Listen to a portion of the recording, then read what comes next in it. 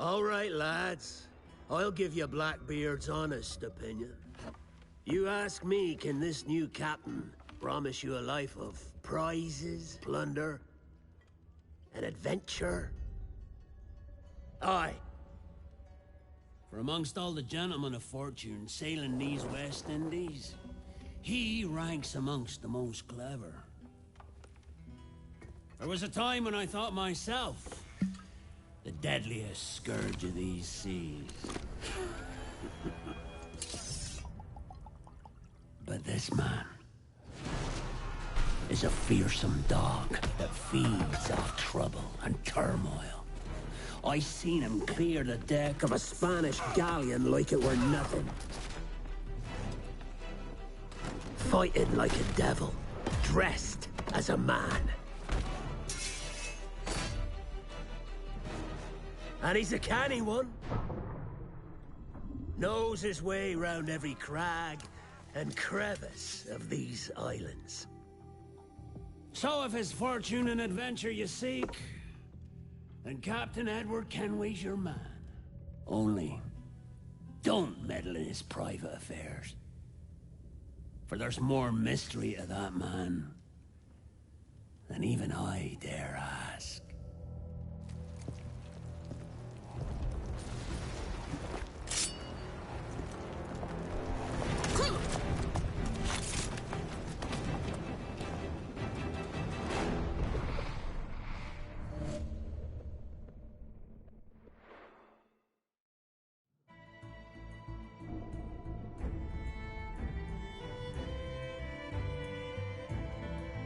Hello and welcome to another stream of Assassin's Creed Black Flag. Phase 3 of celebrating the game's 10th anniversary is a pirate focus playthrough. So, in this stream, there's not going to be any story stuff done. I'm going to be purely going around and doing various things like collecting collectibles related to this playthrough. Also going to islands in the main game map and getting all the treasures there and all that kind of stuff, and also doing some privateer contracts and all that kind of thing. So that's what the focus will be for this stream.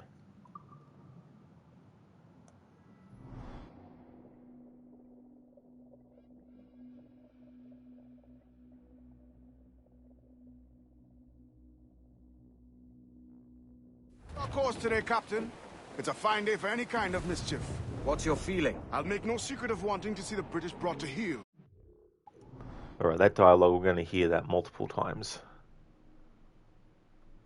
Alright, so what I want to do is first go, let's have a look. Havana has 20 chests and Nassau has 22 chests.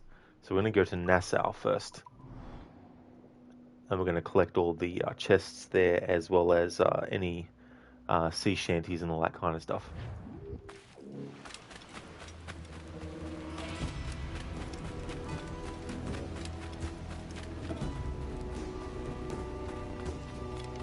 So when the first came to...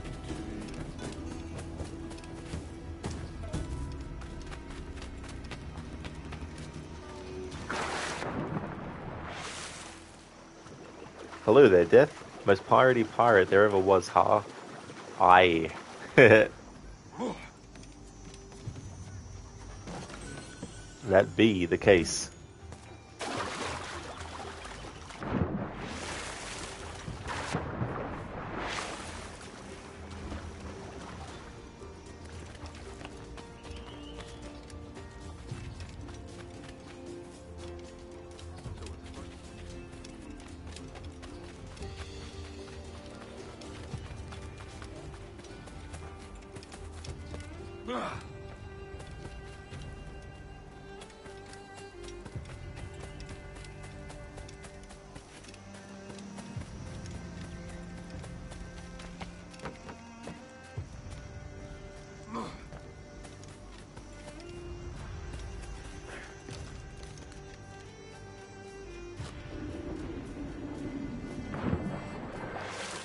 Alright, fair enough, game.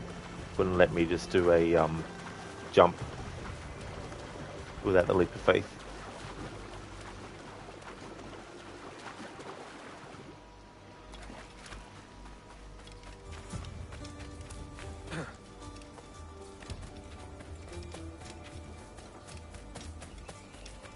Is that really necessary?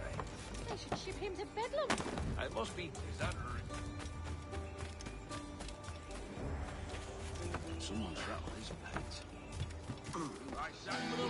That old sees himself.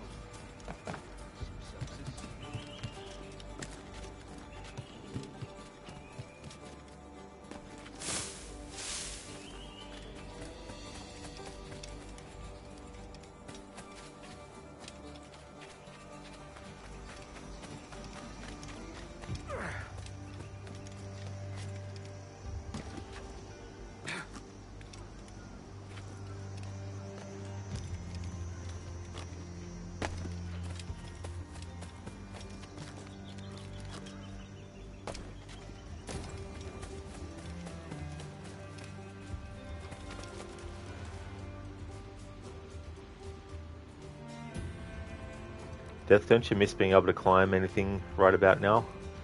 Not necessarily. Because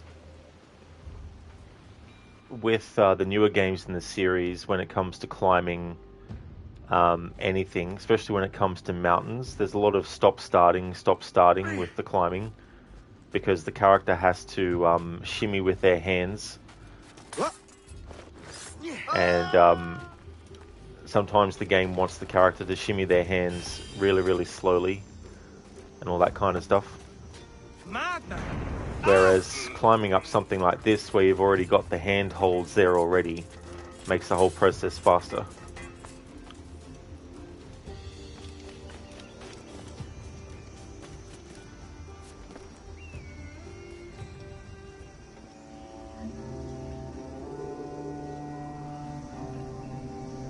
It is good to be able to climb more kind of structures in the newer games, but they've sacrificed so much else that makes that change not as impactful as some might think it would be.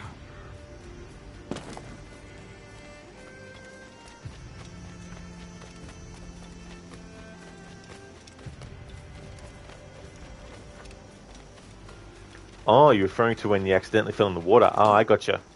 Yeah, for some reason it wasn't allowing me to just jump from the tree branch to the tree branch that first time around, but it did the second time around.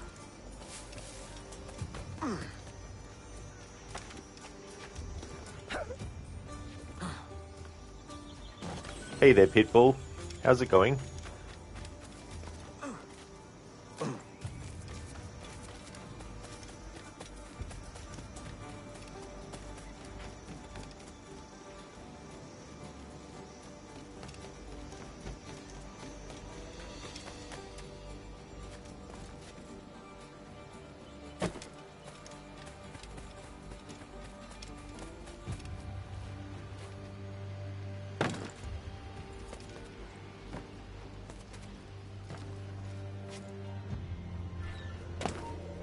Hey! Intruder! Help!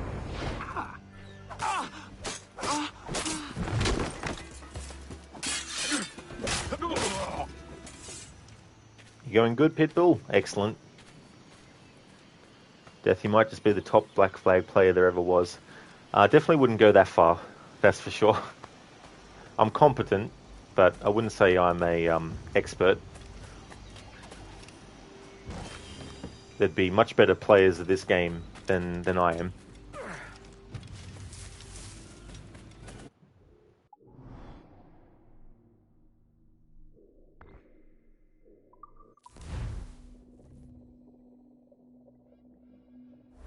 Hello there, Lizzie. How's it going?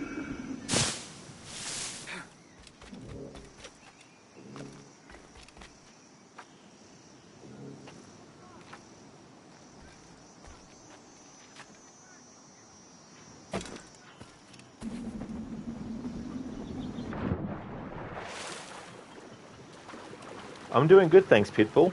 I'm having a good night. You going good, Lizzie? Nice. Where am I in the story? Very, very early.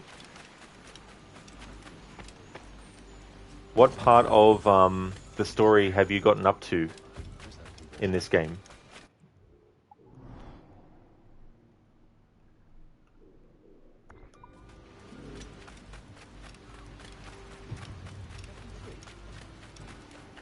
Death, you'd say my knowledge of this particular game has reached a religious level?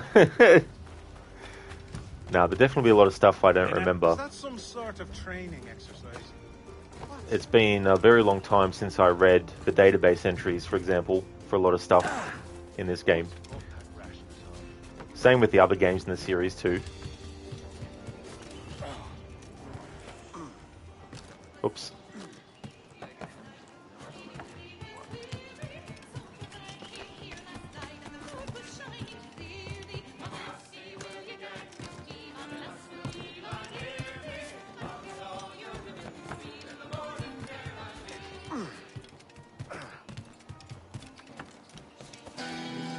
Got it.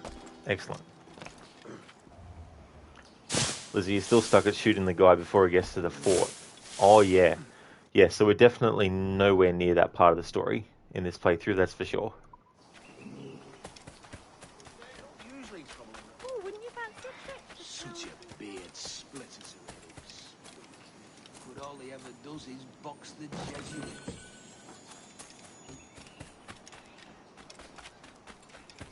settle down? Get a hold of yourself. Settle down, get a hold of yourself. Edward's just getting his exercise. Only because you haven't played. Yeah. But no, we're definitely very early in the story. I'm not actually doing any story stuff in this stream. Because this pirate-focused playthrough involves a lot of collecting of treasure chests and stuff. And also, I'm upgrading the Jackdaw fully and taking on all the legendary ships and taking on all the forts and all that kind of stuff.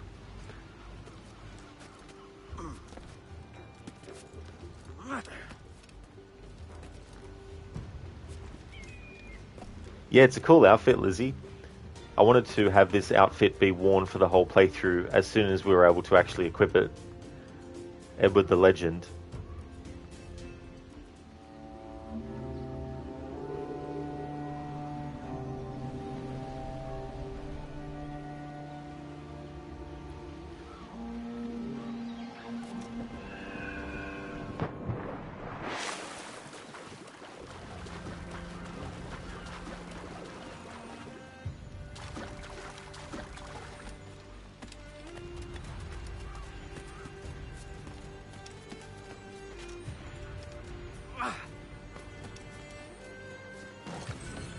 I'll have to edit that Stream Elements message later on to reflect a difference because sometimes when I'm finishing one game on the same day that I'm starting another game, sometimes on my About Me page when I'm changing the image for what game I'm playing, I also have to have, like what I do normally with the images I have on my About Me, for what game I'm playing is I do a base version, which is the image that I want without any like day put on it. And then that allows me to just basically open up a template that I've come up with for changing what day is going to be on the image. So sometimes there's a bit of overlap and I've got to edit the thing to reflect that it's now, well, for most places it's probably, if Sunday hasn't finished, it well and truly, you know, is on the way to finishing. So I'll have to edit that to reflect what I'm streaming next Saturday and Sunday, which I think will just be this anyway. So I think all I'll have to do is edit the image to say Saturday and Sunday, but I can't really do that because it's only this week that I'm doing Monday and Tuesday, at least as far as I know. Because the Prince of Persia Sands of Time playthrough I'm starting on Wednesday could take 2 streams.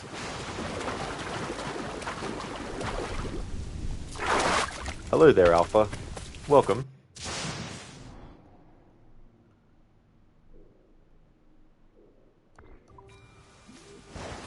That's a good song, Alpha. Leave her, Johnny, leave her. I can't sing. Because you wonder what Edward would think of Connor. I think that Edward would have gone on really well with Connor.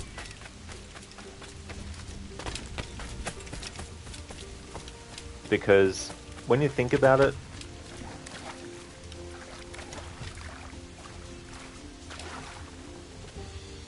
Haytham, I mean, it's hard because obviously the fate of Edward is tied into the fate of Haytham. So we never get to see what Edward actually would think about having a grandchild.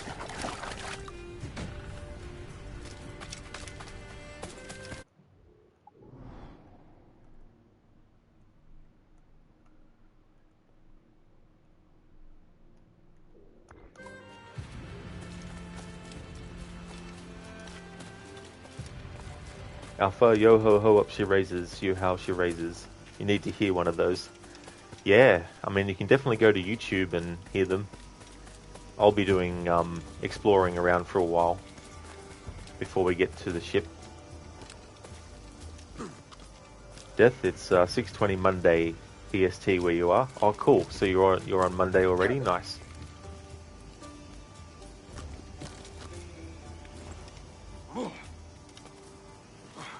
Holy leather, and our poor man, precious. Got him, got him, got him. Thanks for redeeming that, Zereth. Welcome on into you.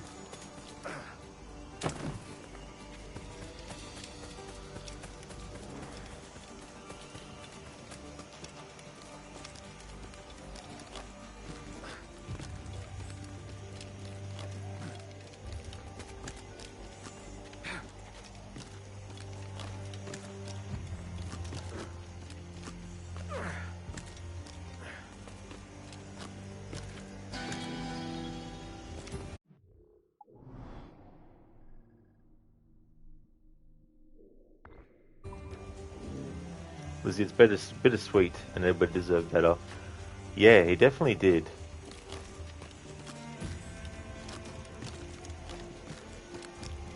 But yeah, what happened with Haytham is quite complex as well.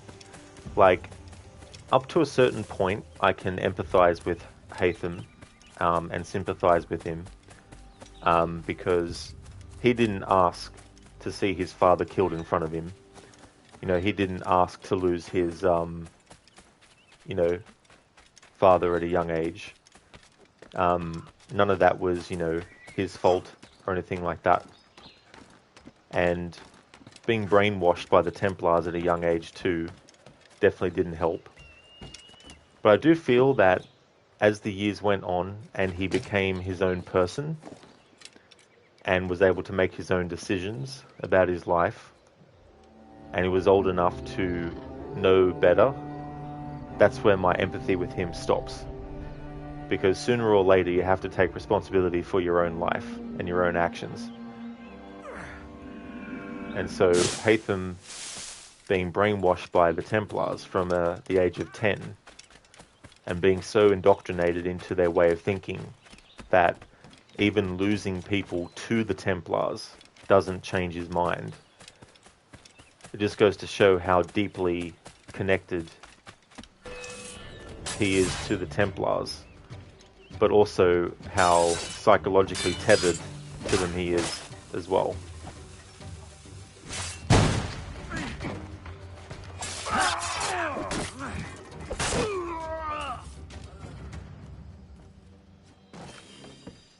Good morning, Zereth. How's your morning going? Death, you'd say Edward and Radunga Haydun would have gotten off really well, considering they were both cut between two lives with one quickly dying around them. Yeah. Yeah, because the thing about Edward is that he had learned his lessons and he gained a better understanding and valuing of those close to him through the act of losing the people that he lost, that he had deep connection with, that he would have wanted Haytham to have a father that was there for him, you know, and obviously he was an assassin as well, so he wanted to eventually train his son to be an assassin. And I'm sure that, you know, because he did do some training with him, but I doubt it would have been anything deep. I don't think it would have been, you know, like a boot camp style sort of training for him. But Edward definitely understood the value of those around him, and he still had time to make amends and all that. Now, obviously, there's still some animosity that that Jennifer has towards Edward that we see in the epilogue, by the fact that she doesn't like to use Kenway as her name. She prefers to use Scott, which is her mother's maiden name as well. But it's understandable that there would be a rift between them, because she didn't know of her father except for third-hand kind of like knowledge and all that kind of stuff. But I do think that that Edward did deserve better than what he got. It's going, Xerath. Well, I hope it keeps going in the positive direction. After I really lucky the game doesn't have any lines like, I'll see you in 20 years for your other playthrough. Yeah, that would definitely be something I couldn't do for that unique one.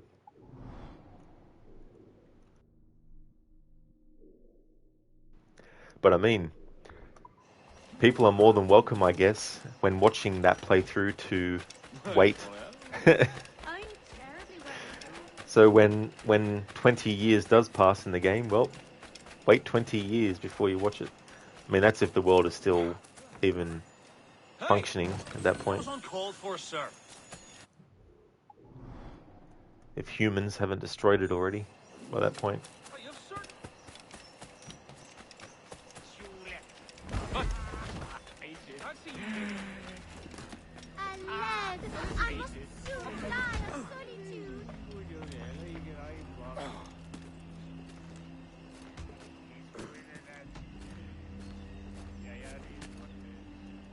As you would say, Haytham is a victim of the Templar Order due to being brainwashed at the age of 10 and knowing only that. Yeah. And as I said, my empathy and sympathy for him at that age is definitely, you know, understandable given the circumstances. But there does come a point where you have to take responsibility for your own actions, and if the group that you're with is doing things that affect the people that are close to you, then it's time to question that group as well and determine whether it's worth still sticking with them. I mean, if someone was raised in a cult from a young age, it's not their fault that they were born into that. It's not their fault whatever doctrine the cult was actually instilling in them from that young age. But sooner or later, especially if that cult is doing deranged things, there comes a point where that person has to be held accountable for whatever actions they do when they're a part of that cult. As opposed to just saying, well, it wasn't their fault that they murdered all these people, because if they hadn't been born in that cult and if they hadn't have stayed with the cult, then that wouldn't have happened. But, you know, in my example, if they did stay with the cult and killed all those 20 people, then I don't think people would be wrong to just basically be like, no. Once you got to a point where you yourself started doing the things that the cult was doing that you were born into, you became a part of it willingly, you know, by doing that stuff.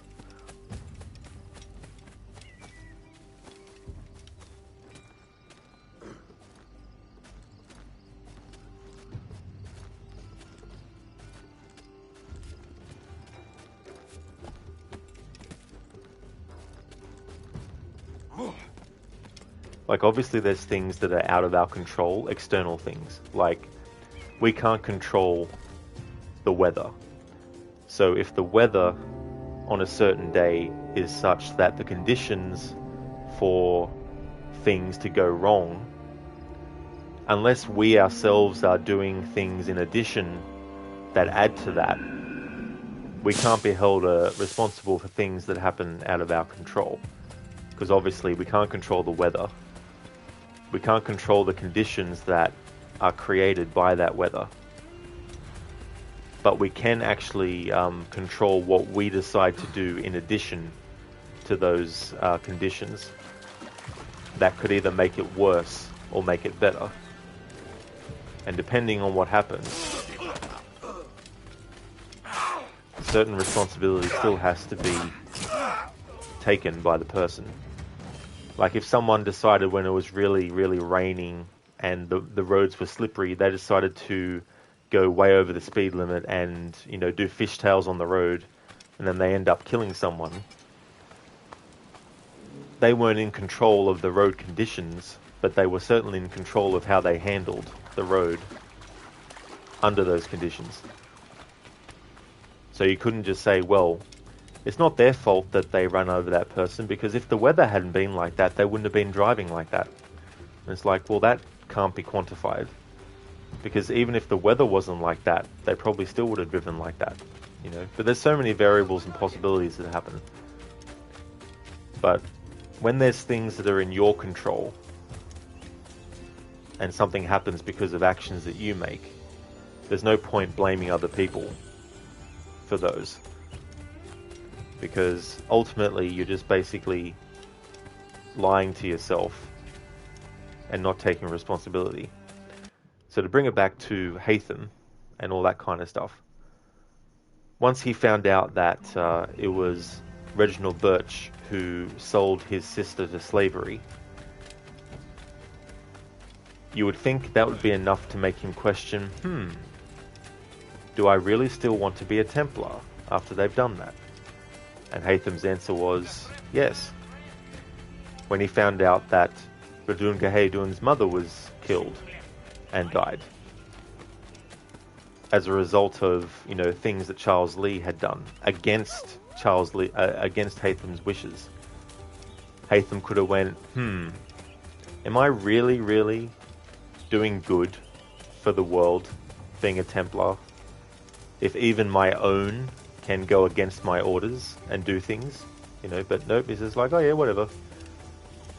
Charles Lee is still amazing. He's still my my buddy. I still want him to, you know, do what he can do. But yeah, no matter who Haytham lost, and I guess in some way it's a mirroring and opposite of Edward. You know, Edward loses these people and decides that he wants to actually make a better life for himself, and he also wants to fight with the assassins against the Templars. Whereas you have Haytham, who loses people close to him, but it emboldens him and strengthens his ties to the Templars even more, in spite of the fact that it was Templars that were involved in two people important to his life, you know, going through something traumatic.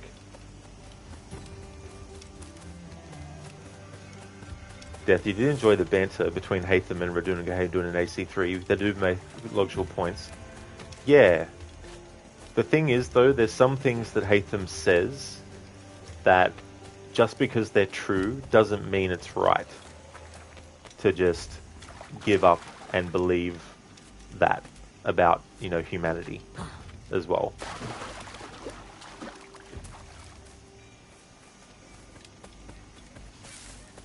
Like, a broken clock is twice once a day.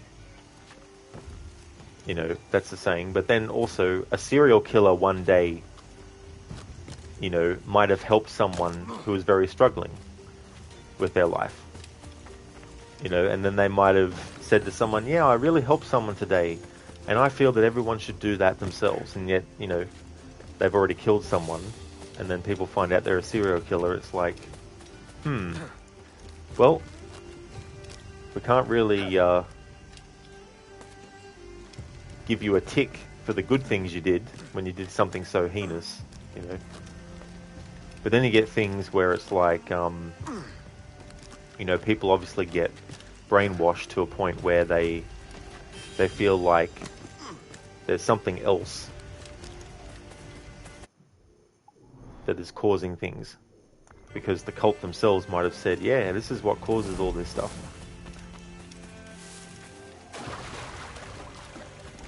But yeah, that serial killer example I was using, is it right to help people? Sure. You know, that's good information. But if a serial killer is telling people that, it doesn't mean that they were right to do that.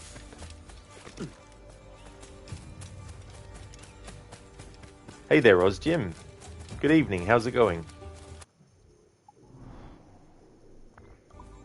Hey, Keone. I won't be playing Liberation, no. I already played Liberation earlier this year for my annuals. However, having said that, for the rest of this year I'm just doing random Assassin's Creed games. And also the 10th anniversary playthroughs for this game, so I wouldn't say that I won't be streaming Liberation at any point for the rest of the year, but I just don't know yet. Lizzie, true. Yeah, you know. But not everyone's the same, you know, and real life is different to fiction, because in fiction, obviously, you can curate things to be a certain way that, you know, doesn't align necessarily 100% with reality. And so you're able to write things in fiction that, you know, it's like people who write a story where at the end of the story, everyone who went through all the ordeals ends up with a happy life for the rest of their days. Well, real life's not always like that, you know, so there's definitely a lot of idealism that you can have in a story. And I don't think it's bad to have stories that have that either, because it might give some people hope. Death, Assassin's Creed, encouraging philosophical debate for generations. That's true, you know, and often fiction is a good thing to sort of like exercise thinking about stuff, you know.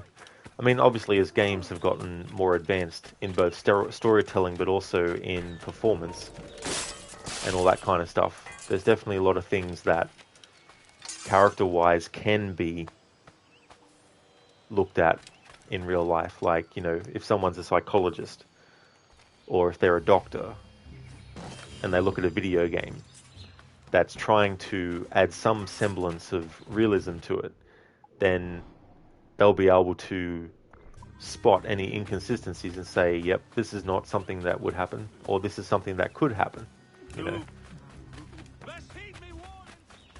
Ozjim, well, wet, it's raining, has been all day. Oh, really? Ozjim? Damn. Keone, you heard about Ubisoft drama today? Isn't every day drama with Ubisoft? Not today in particular, no, Keone. What was it? Was it related to the accounts, inactive accounts being deleted? Because that's the most recent thing I saw pop up.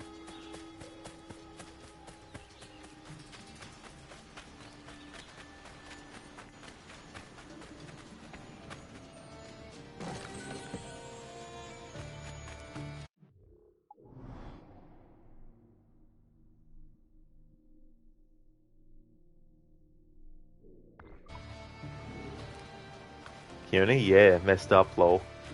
Yeah, I wonder though, is it for accounts that literally have nothing, like, you know, spam accounts and stuff?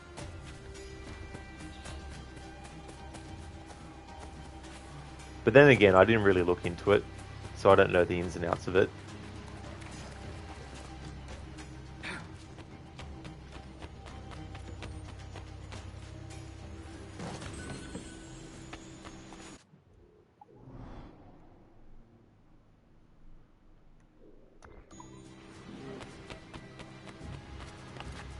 Okay, so we almost have all the treasures in Nassau. Just need 2 more. And I've gotten all the Sea Shanties, so that's good. And for this playthrough, I'm not worried about getting the Animus fragments. They're more of a Animus present day thing.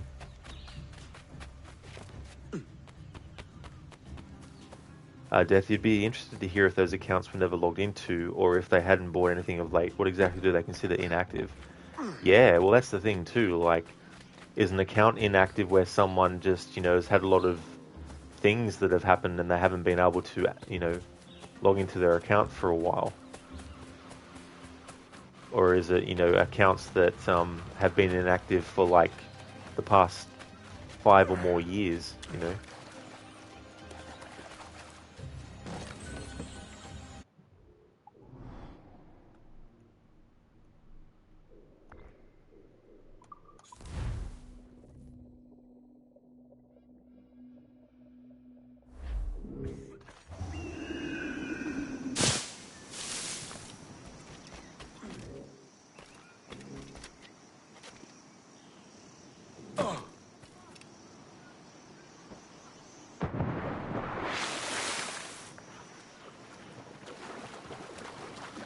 Death, that could be real sketchy real fast.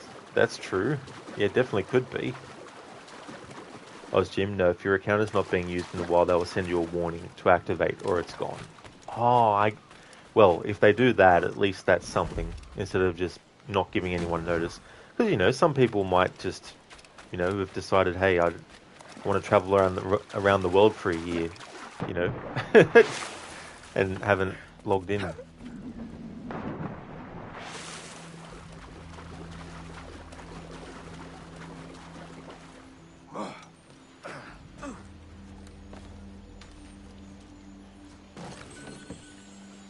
Alright, so that is all the treasure chests in Nassau and all the song sheets.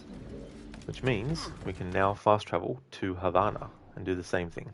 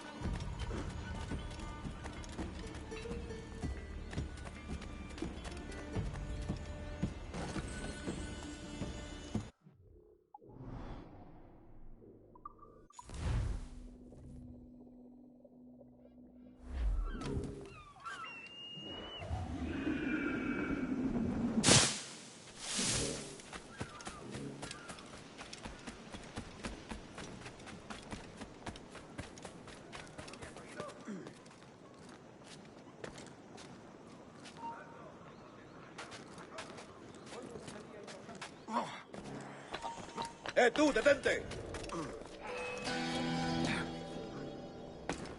Un cobre por un totalmente loco.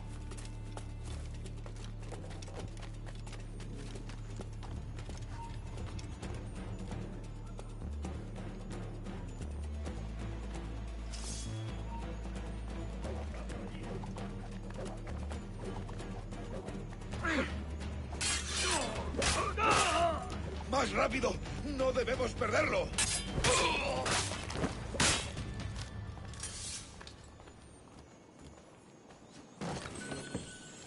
Death Havana. Good times. Yeah, I like this location in this game.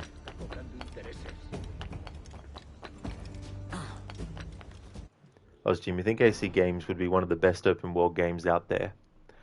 I would probably agree in some ways. Probably not in all ways, though.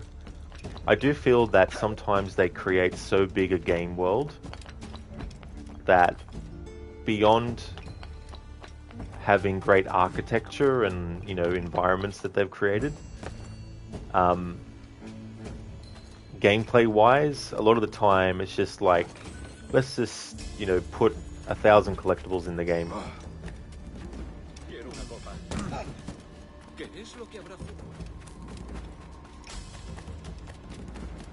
I don't think every game has to be massive either, and that's the other thing. And that goes for any series too.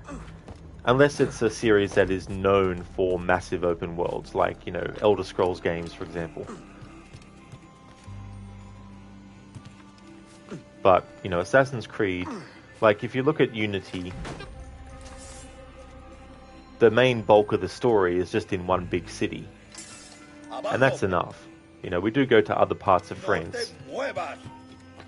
But the main bulk of the game is in Paris. And I think that game world's big enough. And you've got, you know, enough interesting side stuff to do, like the murder mysteries and the Paris stories themselves and all that kind of stuff. Edward, what are you doing? Why are we stuck on the treasure chest?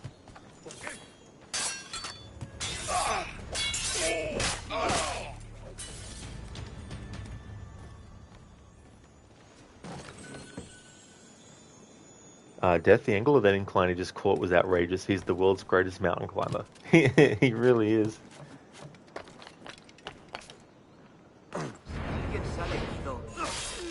Hey!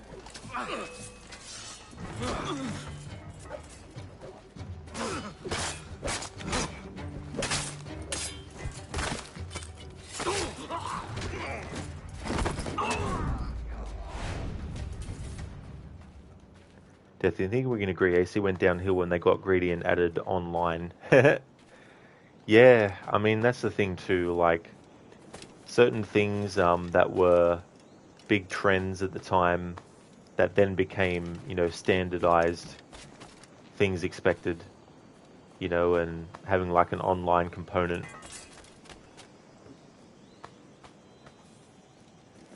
I really feel that with Unity, for example, if they kept the multiplayer and co-op as something that you had to exit to the main menu to access, and it was its own thing, that would have been okay. But because they wanted to make it part of the main game as well, however many resources your system would need, or the system would need to actually carry that, seems to maybe, and you know, I could be wrong, seems to maybe have contributed to the graphical sort of issues that the game had, technical things.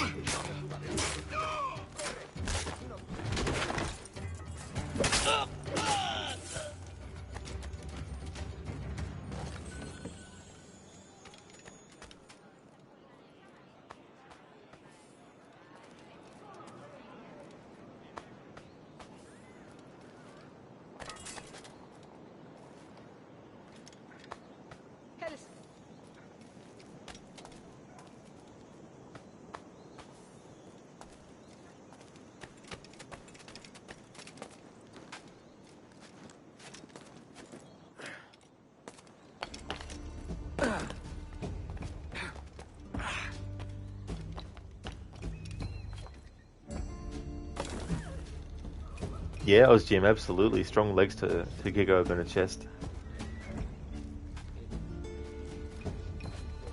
I mean, what if it's sturdier than the other ones?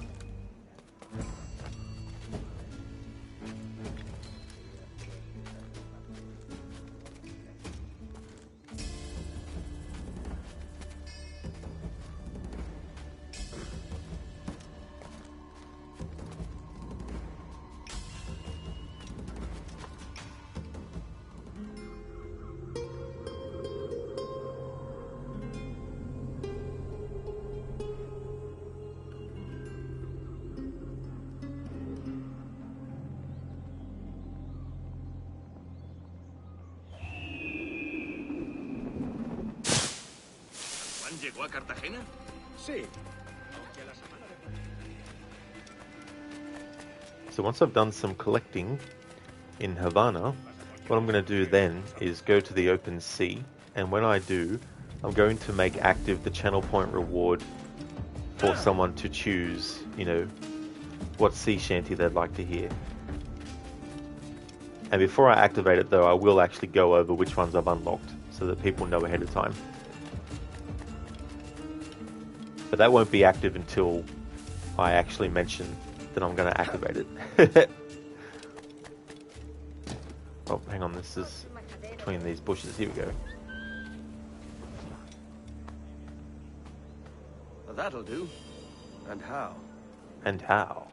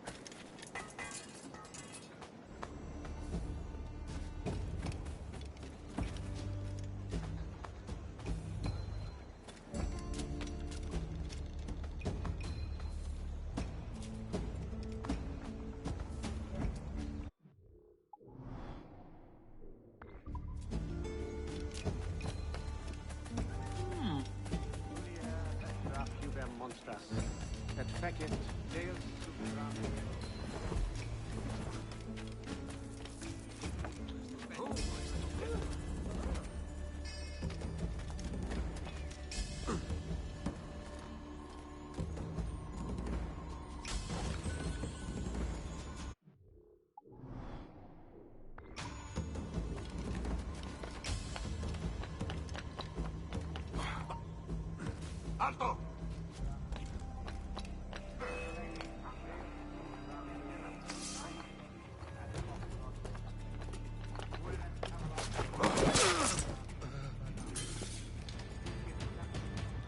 Death, you're really starting to think there isn't enough cowards or at least logical retreaters in games. You're not going at a man who just massacred 20 of my co-workers in front of me, at the very least not the same darn way. That's true, yeah. I mean, as far as the AC series goes, in a lot of the earlier games, that could happen. The character who was left alive, or the last one standing, would be like, you know, fuck this, I'm out of here, kind of thing. But you definitely think that there'd be more that would, because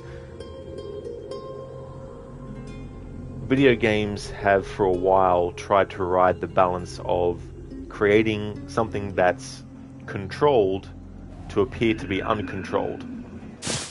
You know, and so if you want each individual enemy character to have their own quote-unquote free will, then having some characters who would be like, nah, I'm not taking this guy on, I'm not taking this girl on, or whoever the case may be, I'm not taking them on.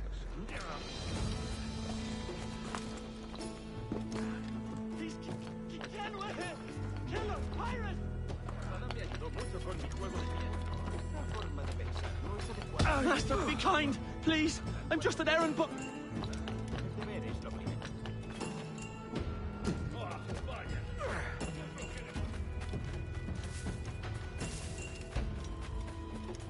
Actually, it makes me think about recently Ubisoft was talking about how they wanted to use AI when it came to NPCs and what kinds of conversations the NPC would have.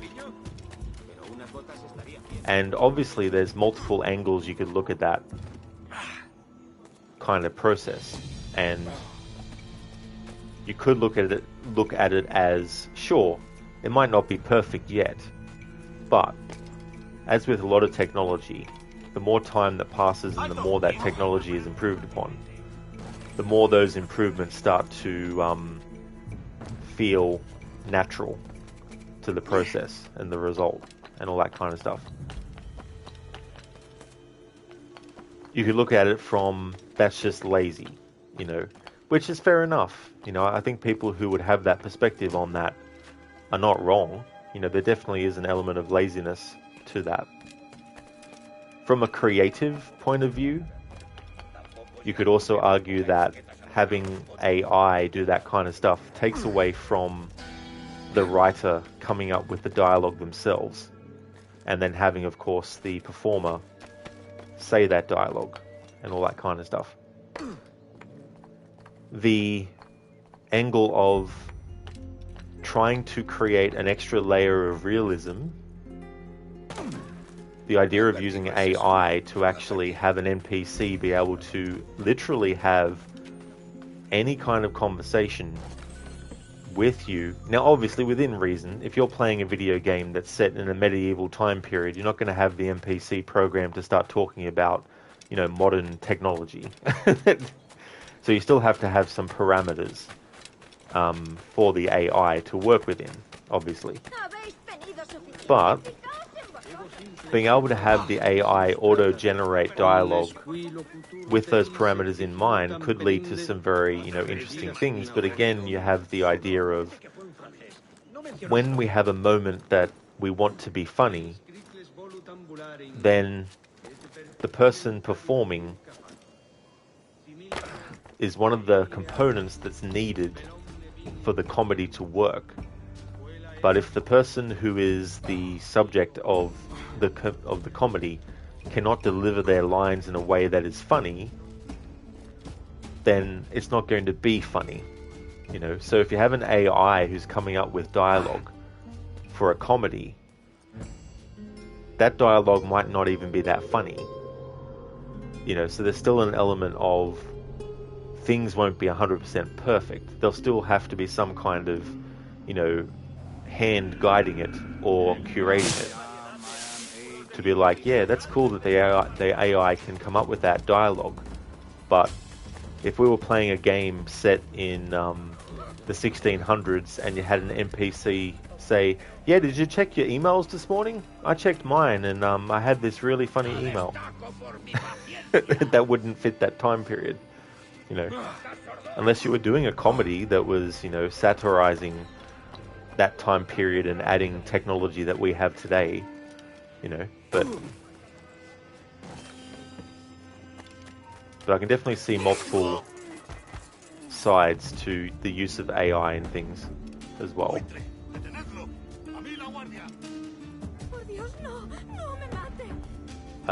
Death, you can already see someone complaining AI stereotype them. Yeah, I mean, that's possible too, you know, and the things that the AI might come up with, because if you're just giving free rein to it without any parameters, then who knows what the outcomes will actually be. Keone, AI music covers are wild. You know, I've never actually looked into those, Keone. But yeah, I imagine, because I've seen AI videos, and it's really, really trippy kind of visuals.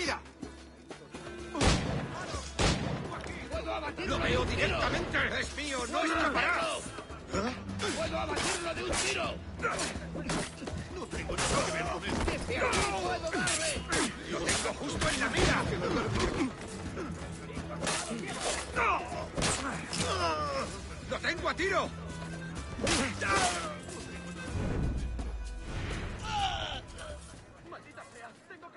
Jim, you saw on the Discovery Channel that a 12-year-old boy was playing on the beach in the Caribbean found some doubloons. When his family dug around, they found a broken chest. Oh, how cool would that have been to come across and to find? Damn.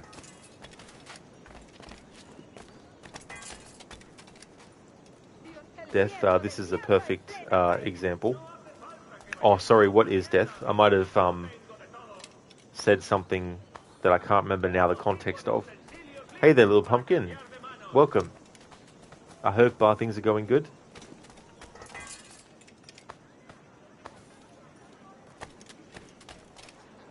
Death, this man got shot over 5 times, stabbed someone in the face amongst other things, and you stood there. I'm gonna get him. It'll be me. Oh, in this game, I see.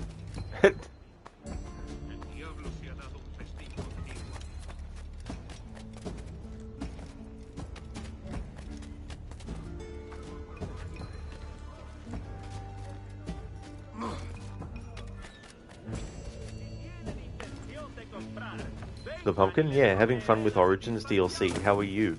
Oh, that's really cool that you are, Little Pumpkin. So which one are you doing first? And yeah, I'm doing good. Had a good weekend. And had a good Monday as well. Death, no, just now, lol, in that fight. Oh, in that fight, yes.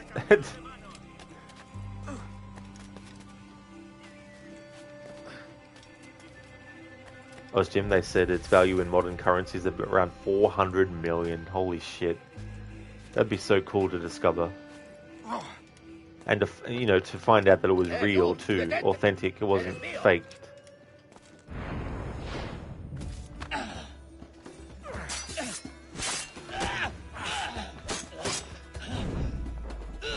The Pumpkin, the hidden ones, at a point where you need to figure out how to get those scorpions to get star shards. Ah, those ones, yeah. Yeah, because you get those, that you need to upgrade certain things. Yeah, Little Pumpkin. It's always good to have a good Monday as well.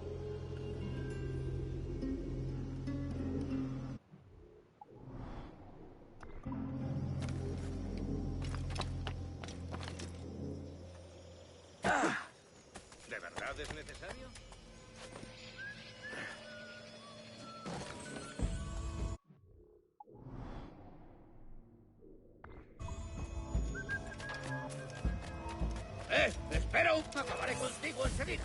¡Puedo hacerlo! ¡No lo perdáis ahora! ¿De verdad es necesario?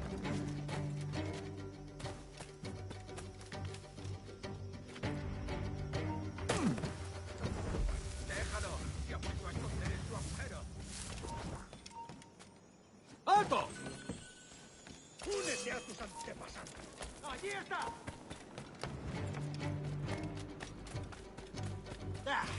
¡No nos rendimos fácilmente!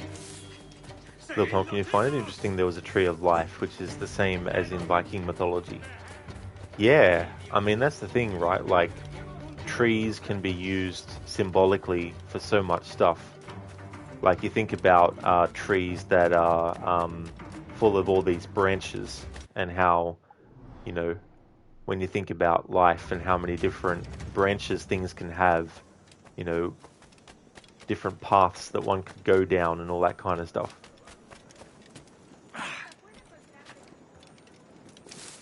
Death, the tricky thing about finding artifacts and treasures is countries love to take ownership of things. Even though the rules state finders keepers, your country might negate that finding or something else they want, leaving you with nothing.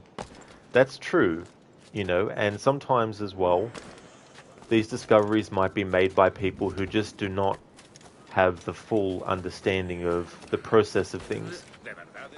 And someone could easily pull the wool over their eyes and make them think that because they're the one that found it, that they would have, if not full ownership over it, a fair portion of it.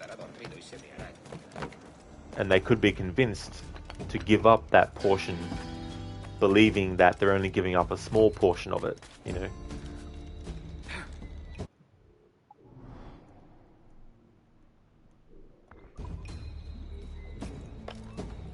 Ozjim, the trouble when you got too many games, son, you don't know what to play. Yeah, this can be very true. When it comes to picking movies to watch too, like I can be very, very picky and also take a lot of time. So I'll be like, don't feel like watching this movie. And then it's like, how long is this movie? Well, I don't mind watching this movie, but it's too long. I want to watch something that's shorter. And you find a shorter movie. I don't really like this one. I'm not in the mood for this one. I want to find something else. Then an hour later, I've just gone through 10 choices. I still haven't decided. I'll just go watch YouTube.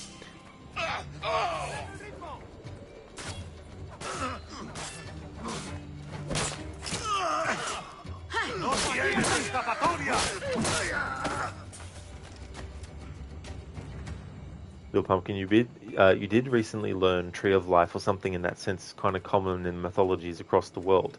I didn't really explain what Tree of Life represents in Origins. Do you know? That's actually a good question, because I don't remember any sort of like description in Origins talking about it.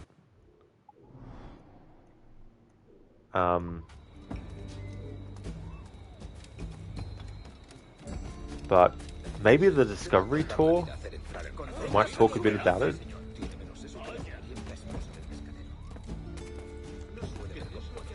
Years ago, a treasure hunting team found billions of dollars in Spanish gold at the bottom of the ocean. The US seized it and negotiated a trade with the Spanish government for a painting for a wealthy US family. Oh, did they really? Found billions of dollars. Jeez.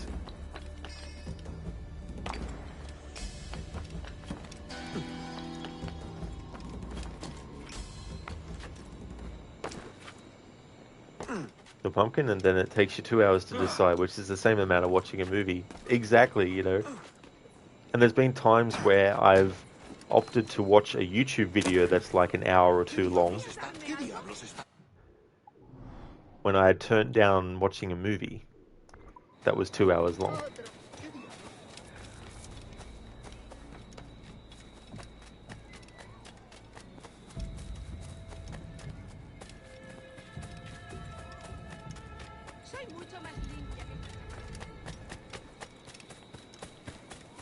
But I think the thing is too, like, things can change over time. Like, my choices when I'm watching something very strongly depend on my mood at the time. And there's even been YouTube videos where I've gone, I really want to watch this, and 5 minutes in, through no fault of anyone's, it's not the person who made the video or anything, I just go, I don't feel like watching the rest of this, and then just stop and go look for something else. And then months later, I'll be looking through my YouTube history, because sometimes I do that just to see what are some videos that I might have started watching but never finished for some whatever reason. And sometimes I watch the video and I'm like, damn, why didn't I watch it in full back then? It was really good.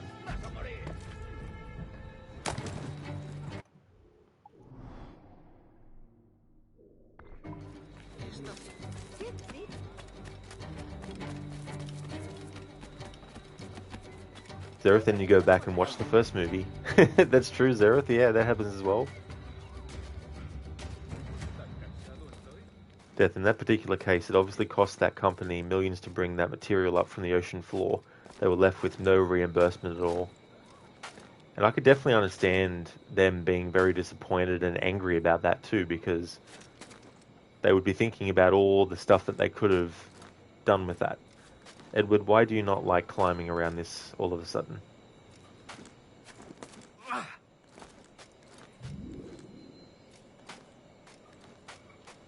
There we go.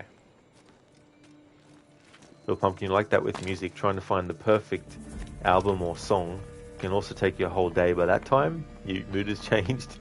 And then even if you were to find the song, your mood is different now, so you're not really in the mood for that song anymore.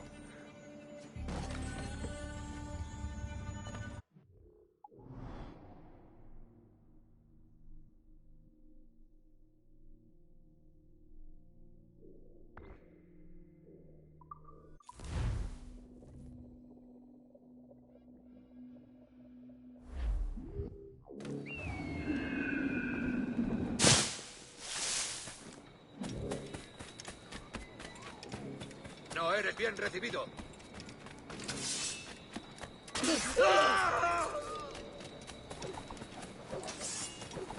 ¿Tú a dónde quieres? ¡Más rápido!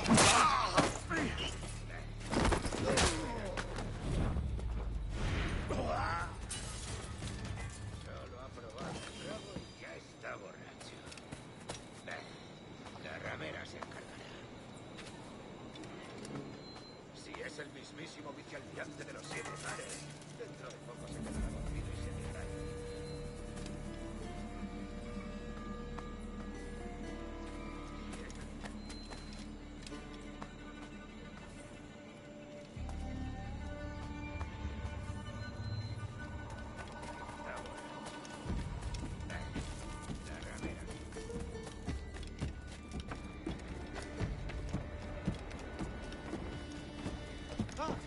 Tipo duro, cálmese un poco.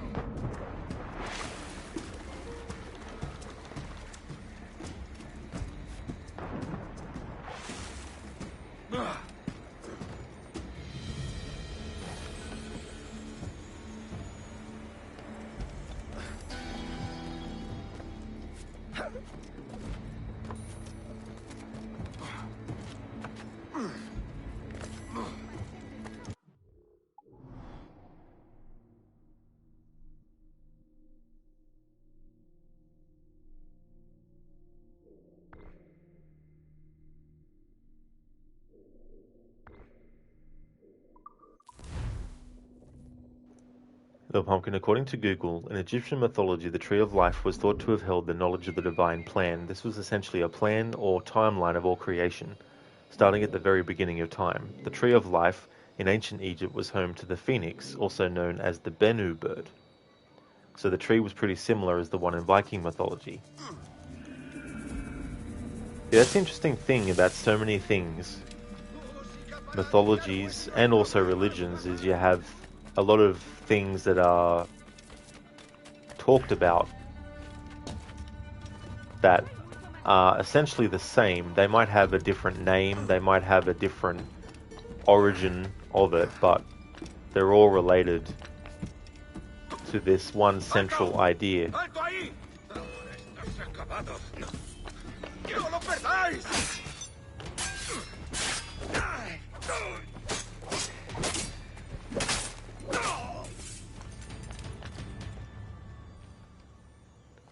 Oh, Jim, what song really gets on your nerves? Yours is Baby Shark. Let's see. There's not really any that come to mind, but because I'm not a fan of pop music, I'm not a fan of country music, I'm not a fan of rap music, there's also some songs in those genres that I don't actually mind, but liking those songs doesn't mean that I like all the songs in that genre.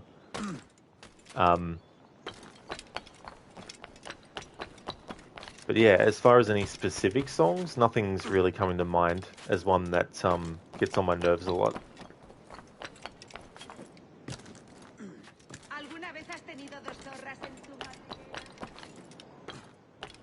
Death, it's moments such as that, for you at least, that reinforce the idea of government should be small and controlled by its people, not the great regulator and arbiter of our lives. You digress that topic though.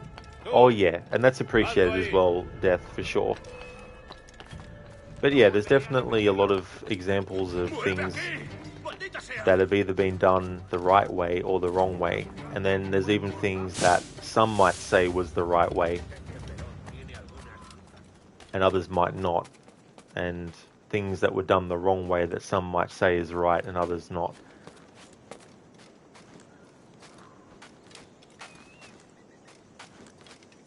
The pumpkin, there's so many similarities, very interesting.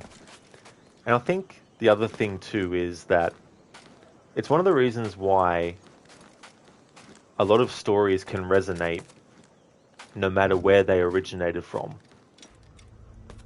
Because there's certain human elements that are in those stories that all of humanity actually has or can have and experience as well. And there might be some barriers for some people, like someone who doesn't understand another language. When they're watching a movie or a series from that country, they might not necessarily understand what's being said. However, the actions of the person being very human are something that people could pick up on. and reactions. Like, I think we're pretty good as humans to recognize emotion in other humans, even if we don't speak the same language. I mean, obviously, there's probably some languages that people would say, by its very nature, it sounds like a certain emotion. But if someone's sad, and they're talking in whatever accent, and they're sad and they're expressing that, we can definitely tell that that's the emotion being conveyed. We may not necessarily know the actual meaning of the words being said.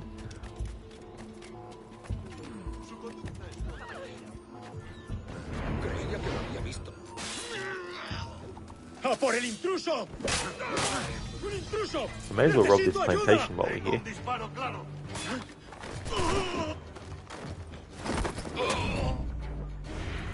Dios me guarde. Están todos locos. Un extraño. ¡Dan la alarma! Amigo mío, te tengo engañado. ¡No tienes escapatoria! Up.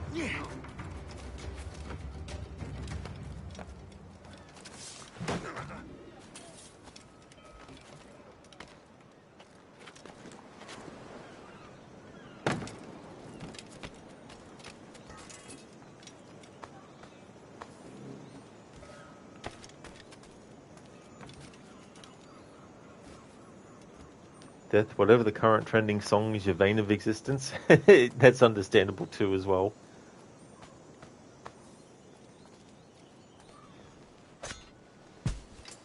Jim, most fables have a grain of truth to them. That's true. You know, you think of stories that obviously they have a lot of fictional elements, but there could be things within that story that you can take away and actually be able to use.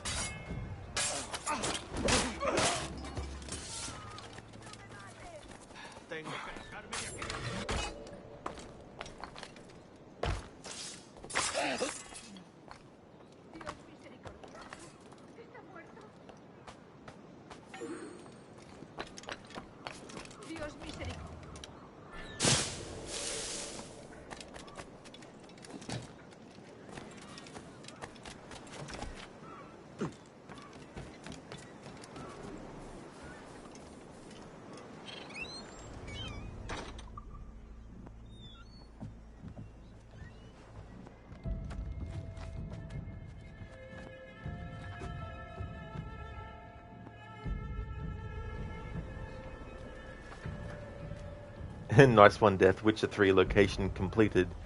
Yeah. Drum, drum.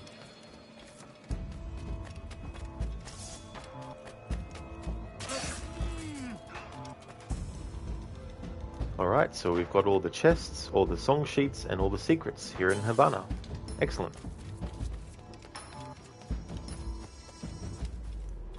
Bill Pumpkin, what's the difference between older AC and the last three? So when it comes to things like character movement, while in the newer games more structures and types of structures can be climbed, for example, in games like Black Flag, for example, even though the texture of this is such that in the newer games you'd be able to climb it, in the older ones you wouldn't be able to, for example. And only when there really is, like, if you can sort of see on this wall here, if we go further, maybe not that piece of wood there is a good example, but there's certain handholds that are put on structures like that. From Assassin's Creed 1 up to Assassin's Creed 3, there was no way for you to climb up mountain faces. However, when they did add the ability to do that, it was still limited by what handholds they added that you could actually climb on. Whereas in the newer games, there's no such issue with that. However, something that is different is the fact that in the newer games you can't do this. You can't jump on the spot, which also means you can't run and jump when you want. And so if we want to go and climb on these barrels, for example, in the newer games, you can't leap to the barrel earlier than when you get to them. You have to literally get to them and then climb, because you can't jump at it. However, in the older games, because you can jump manually, you can jump a bit before the barrel, which can actually increase how fast you go across something. So there's things like that. It wasn't until Assassin's Creed Unity that they actually added a dedicated button to crouch. Whereas in the games before it, if you wanted to crouch, you had to hold down the button you would hold for high profile, and you would have to then hold the jump button down, and that would make the character duck. But you couldn't move while crouched, though. You could still duck, but you couldn't crouch and then move. However, in Assassin's Creed Unity, you could actually do that. You could crouch and move while you were crouched. Another thing that's different is things are organized into memory sequences Pirates! and Run now memories. if you value your life!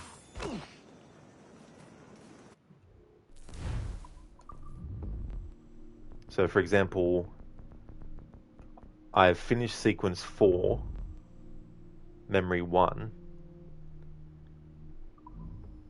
and there's about 12 sequences in this game. Whereas in the newer games, they're quests. They got rid of the memory sequence thing. Because the idea was that the person experiencing the memories, in order to synchronize properly with those memories, they had to make sure that they weren't trying to jump into a later memory too early, because that would create a kind of like, it would put the subject experiencing the memory into a state of disarray, and so they had to work through the memories in sequence. But in the newer games, they don't really use that conceit as much. And then you've got the way that combat works, and there were no weapons in the games that you could use to defend yourself, so there's no like shields, or there were no weapons that you could just hold a block button down and be able to, you know, well, there were, sorry, but I mean, there was no shields or anything like that that you could use. Zeroth Leap of Faith skill check. Rolls nat 1. Breaks back when landing. Damn. And then you end up in that situation like what happens in that in Witcher 2. That Easter egg where you find someone dressed like an assassin lying dead next to a haystack because they missed the jump. Bill Pumpkin, so much more similar to older Tomb Raider and climbing. That's true, you know. But yeah, the manual jumping gives you so many different versatile things you can do. And when you're climbing things in the newer games, if you want to do a climb leap, it's really about what parts of the structure allow that to happen automatically, plus a bit of your decision as you're climbing as to where you make the character climb. Whereas in the other games that have it, you dictate that climb leap all the time. Or you can, I should say. Captain has the helm.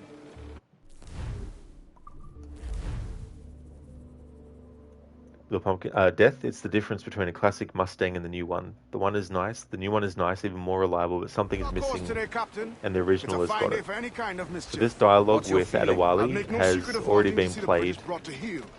If we can take their gold and put When it I'm to ready use to actually ourselves. continue the story from where I am, which isn't in this stream, but when I am ready to when I am ready to continue the story from where I left off, I'll listen to that dialogue again without interrupting it, just as a recap thing. Lizzie, so it's a trade-off. Exactly. I would say, though, you're losing more than you're gaining, really, with what they added for the newer games.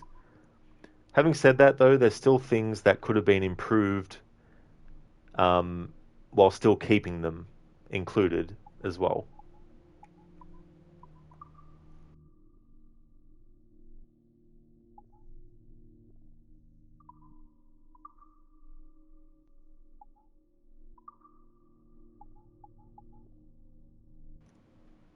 Alright, so I don't really have any ships that are the size that I want for that. Let's have a look. Schooner, schooner, schooner, schooner. No wonder why. Got the majority of schooners.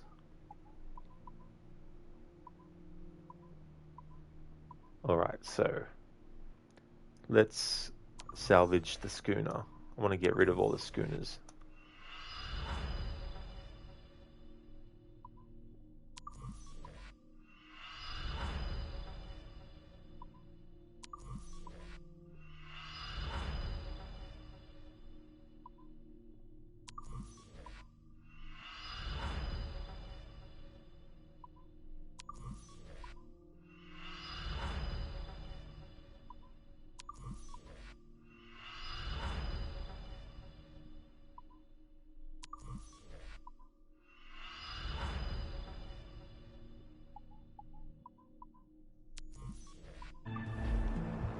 Yeah, Little Pumpkin, yes, so sequences and all that kind of stuff. I mean, I still think they could have kept that because when you think about quests and side quests, like the actual main memories of the game could just be, you know, that, you know, like, because essentially sequences are just basically like, I guess, chapters divided by episodes, I guess. Lizzie, but better climbing at least. Yeah, but there's a lot of climbing stuff that they took out that if they kept it in and improved it, could have made climbing even better than what it actually is in the newer games. Death, we're going hunting for men of war. We're definitely going to be doing some stuff with the ship now, that's for sure. I'm soon ready to activate the channel point reward related to Sea Shanties.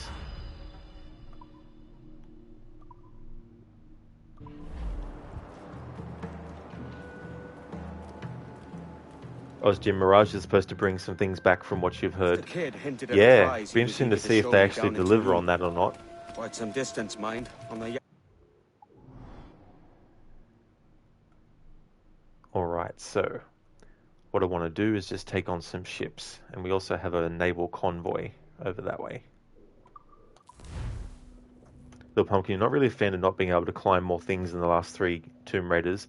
You understand why it was so in the older ones though, and that's pretty good. Yeah, I mean it can't hurt either in the Tomb Raider games to bring that stuff back as well. Death jumped off a wall 180 from position in AC2 is your favourite free running mechanic that's gone. Yeah, I mean that's the thing, like you can still do back ejects and side ejects in the new games, but you literally have to be right next to the thing. Whereas in the older games you could be a certain distance away and do the back eject or the side eject. You know, because it's all about the pace of how you could do things. The pace used to be quicker, but now it's a bit slower. Here's our course today, Captain. It's a fine day for any kind of mischief. What's your...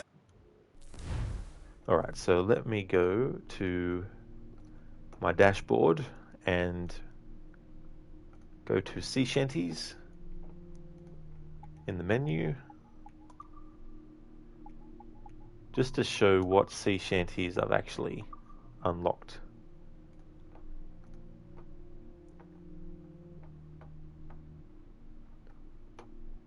And that is now active. Okay, so the standard cooldown is 30 minutes, but I might change it to 10 minutes for this stream only. There we go. So because I'm going to be focused on the ocean and doing a lot of stuff in this stream now related to that, it means that the cooldown time for redeeming a sea shanty to be played will be less. It was 30 minutes, but it's now 10 minutes. But that's only for this stream, because this is what I'm mainly focused on at the moment. So the ones that we have is Billy Riley, Bully in the Alley, Darby Ram, Drunken Sailor, Fish in the Sea. Now this Hawley Hawley Ho, I can't get it to activate, so for some reason that one's glitched. We've got Homeward Bound, Johnny Boker, Lever Johnny, Lowlands Away, Paddy Doyle's Boots, Padstow's Farewell, Randy Dandy O, Roll Boys Roll, Roller Bowler, Running Down to Cuba, So Early in the Morning, Spanish Ladies, Storm Along John, The Coasts of High Barbary, The Dead Horse, The Rio Grande, The Wild Goose, The Worst Old Ship, Where Am I to Go, My Johnnies, Whiskey Johnny, and Way Miss Susanna. Thanks for redeeming that, Zereth. My fave. Oh, so you want me to choose one of my faves? Well, I actually have two. I have Drunken Sailor, and the other one is Running Down to Cuba. So which one out of those two, Zereth? Or do you want me to just decide out of those two? Because they're my two favorite ones. Little Pumpkin, you really like climbing in older Tomb Raiders. It has a specific part, which is kind of Tomb Raider logic, and it can have a rhythm too, very satisfying. That's it, you know, and I think having some options for people, like a mini-map, would be good. If you wanted to go back to the older style of Tomb Raider and still have some modern gameplay things that are good, then you could do that too. The Running Down to Cuba one's Earth, excellent. We can definitely do that. Alright, so for this, I'm going to turn down the...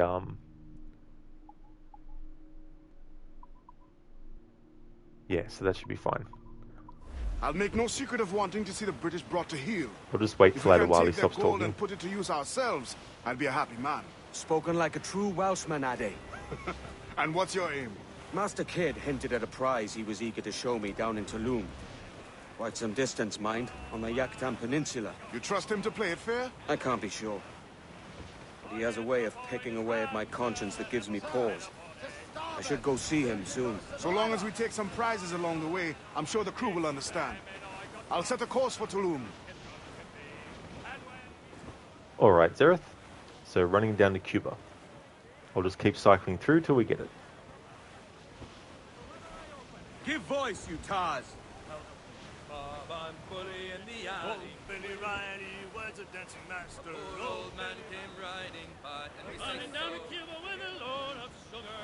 Way boys to Cuba, make her run, you lime to squeeze us. Running down to Cuba, baby boys to Cuba, running down to Cuba.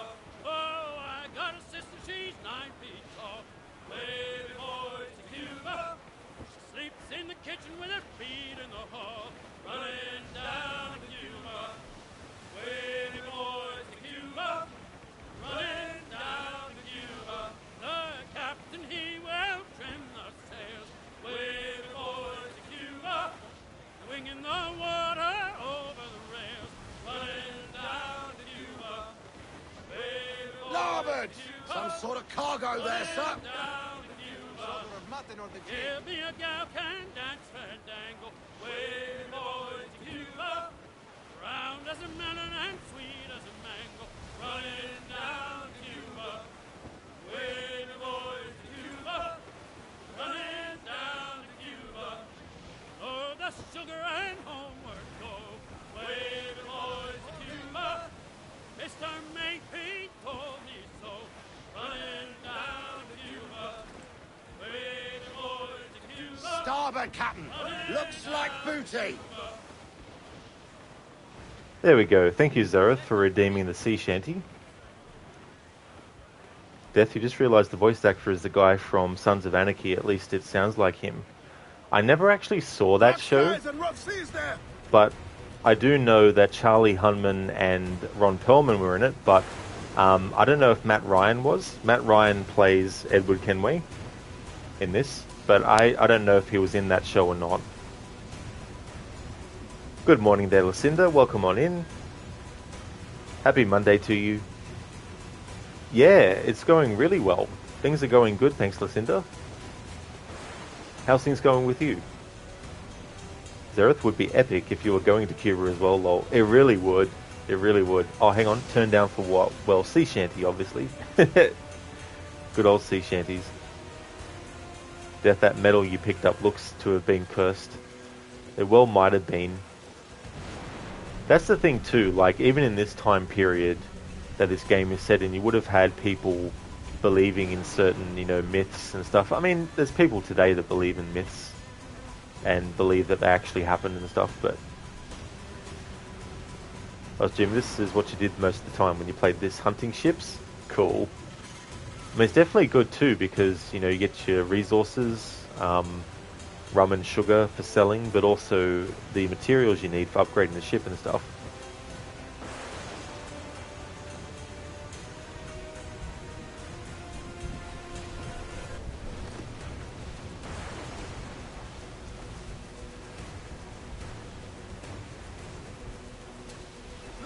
Captain! Bring some more in the water, Captain!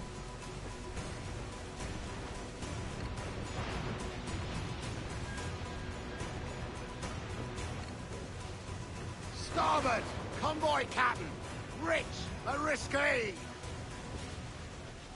Fire! Look, Captain, won't play shot down! Fire! Awaiting your marker! Fire! I do not think we can stand against She's it! vulnerable there, Captain! Fire! Concentrate on the task at hand, sir! Fancy a wee swim, do you? Ready to fire, sir! Fire! Brace yourselves!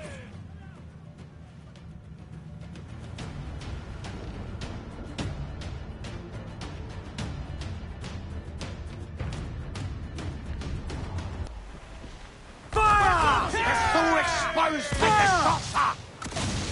Douse all but mains! Fire! Fire! Fire! It's all exposed! Take the shots, sir!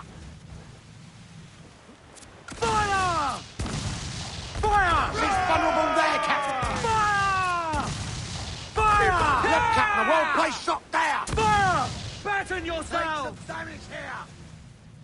That section is out of commission, Fire! It's all exposed! Take the shots, sir!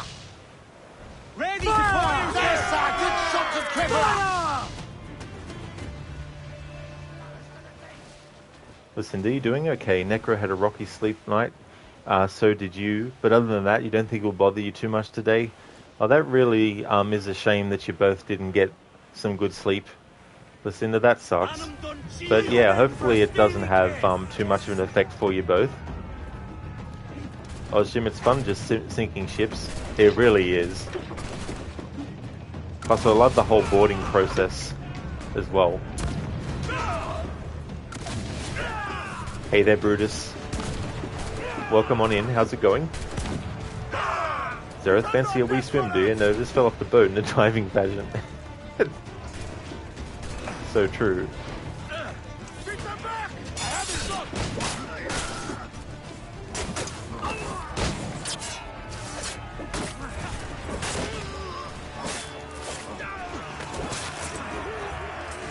Ours, all ours!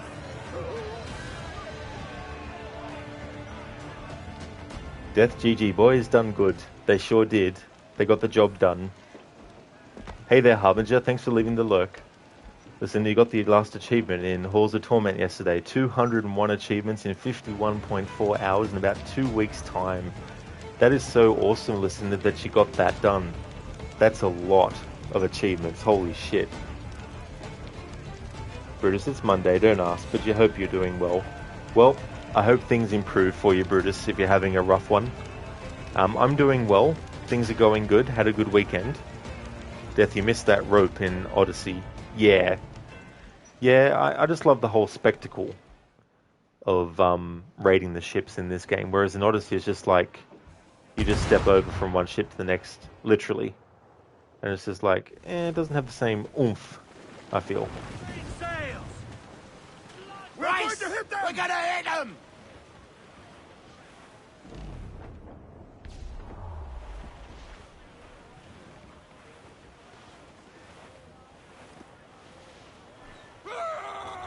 Grappling hooks away! That's to the prize!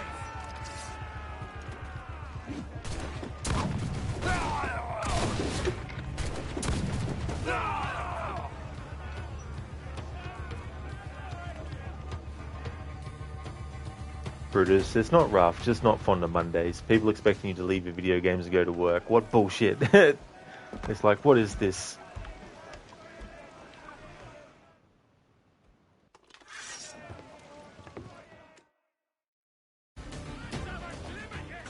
down! Throw the door on, lads! I think we've lost them, sir. Fire! Give the order, sir! Watch your elbow, Jack! Get the mainsails into the wind!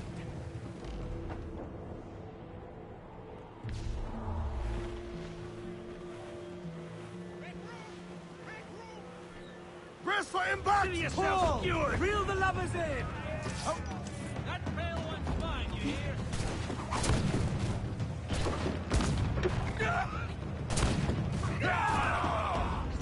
Ours, all ours!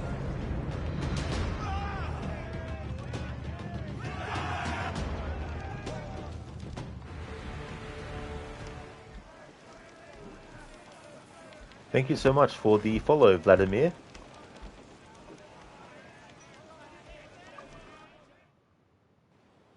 Death Davy Jones, is that you? It is him. He's come to collect the souls of all the pirates. British, he did long enough to accept friend requests, wasn't able to play though, was playing Conan Exiles with a friend. Well, I hope you've been enjoying that game. I've never actually played that one before, but I've seen some people play it.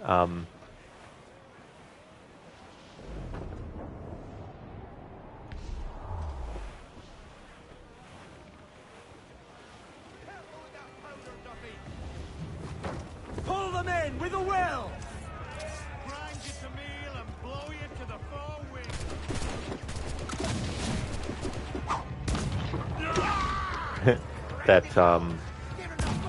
that crew member said something about the four winds.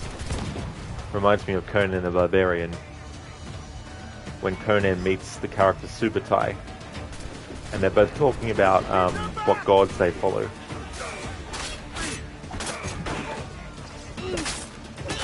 And he mentions, I can't remember the quote exactly, but he mentions something about he worships the four winds.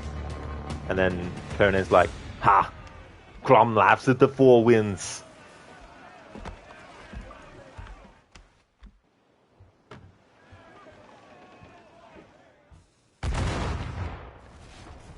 And then Subutai is like, my god is the everlasting sky. Your god lives beneath him.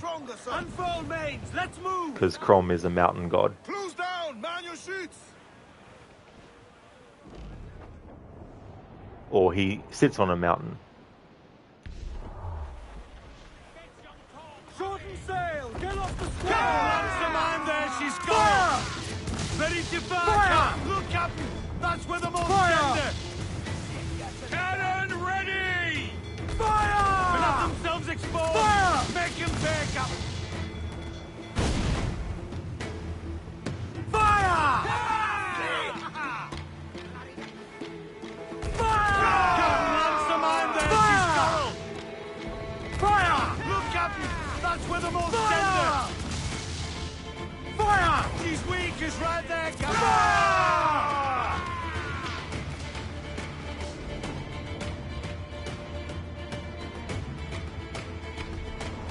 Fire! Almost ready, sir. Fire!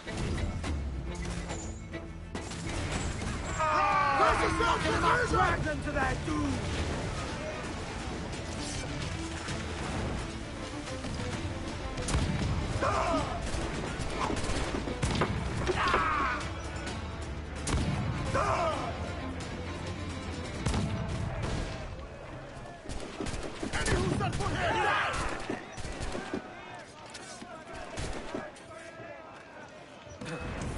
Not one of the swabs that's foot on our deck!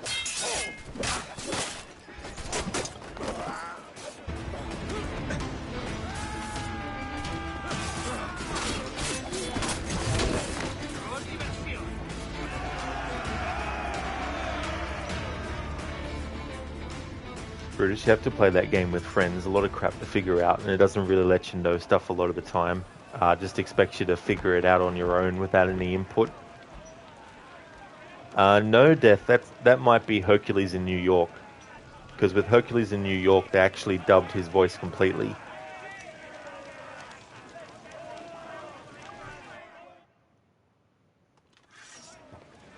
Hello there, Ishimura. Welcome on in. You just finished Max Payne 3 today. Anyone played it? The shooting is so satisfying in it. Well, that's cool, but you have, Ishimura. I haven't played Max Payne 2 or 3. I've played a bit of the first one when I had the game on PlayStation 2, but I never finished it though. How's things going, Ishimura? Hello there, Necro. How was the rest of your birthday, dude? Hope you had a great one.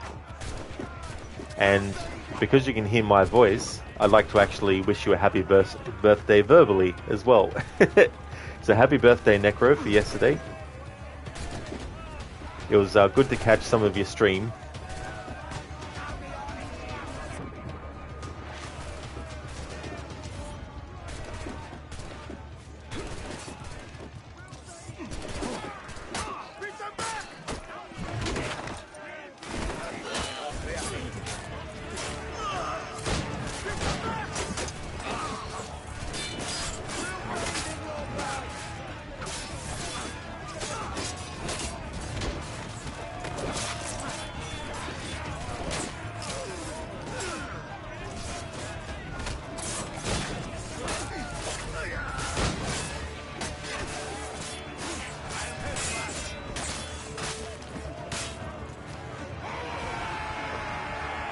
Oh, that's absolutely no worries at all, Necro.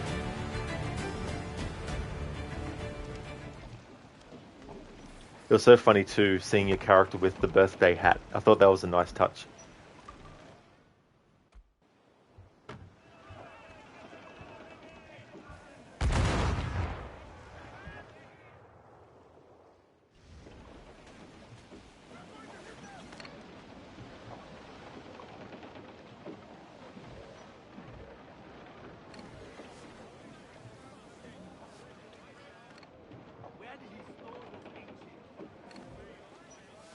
Okay, so this time I'm going to actually send this brig to the Kenway fleet, because it should have more cargo space.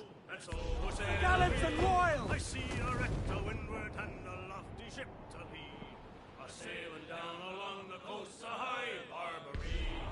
Are you a pirate? Fire! We're gonna hardy, sir! On your mark, come out!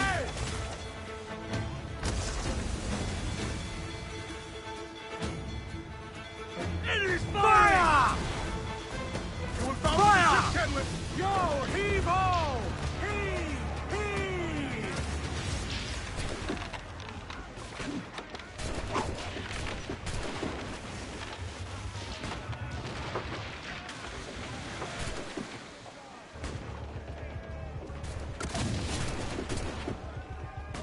Run! Die!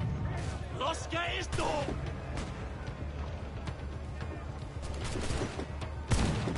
Rip into them, lads! We're on your mark! Let's take the prize!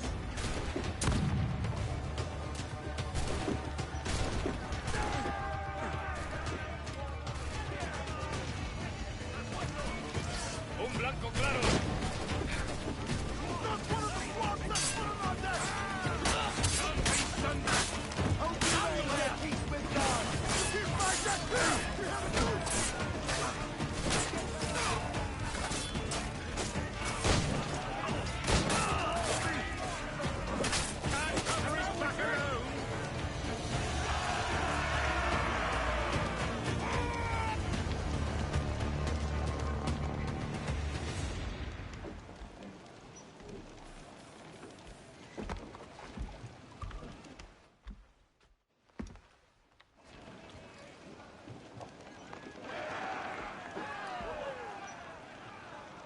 I love the reaction when you do that. And they're like, you guys are like, yeah! They cannot stand against hostile warship. Let 'em!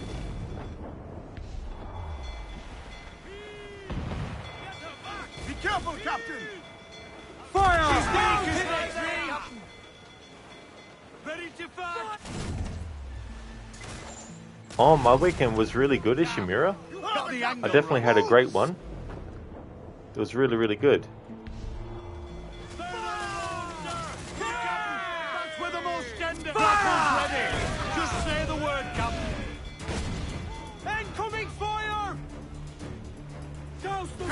some mad, Captain! Reel him in, me truck!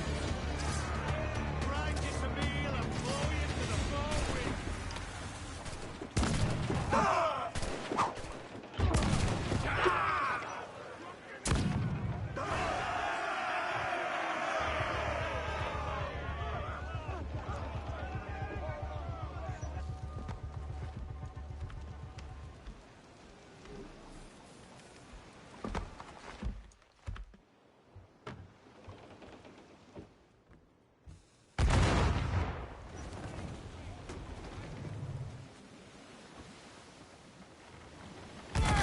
Reload! Take a shot! Right there, sir!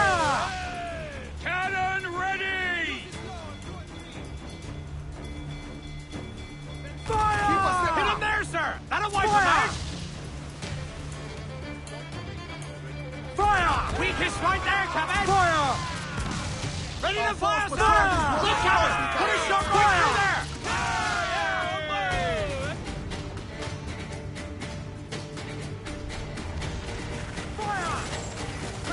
Vulnerable there, Cap! Fire! Awaiting order!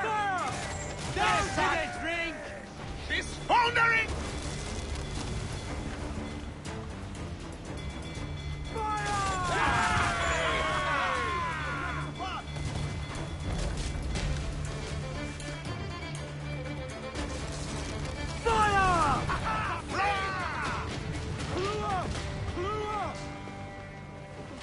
They'll slave down the decks tonight, lads! Cruise down! Handsome wind! Loose topsails, Cap! Reel the lubbers in!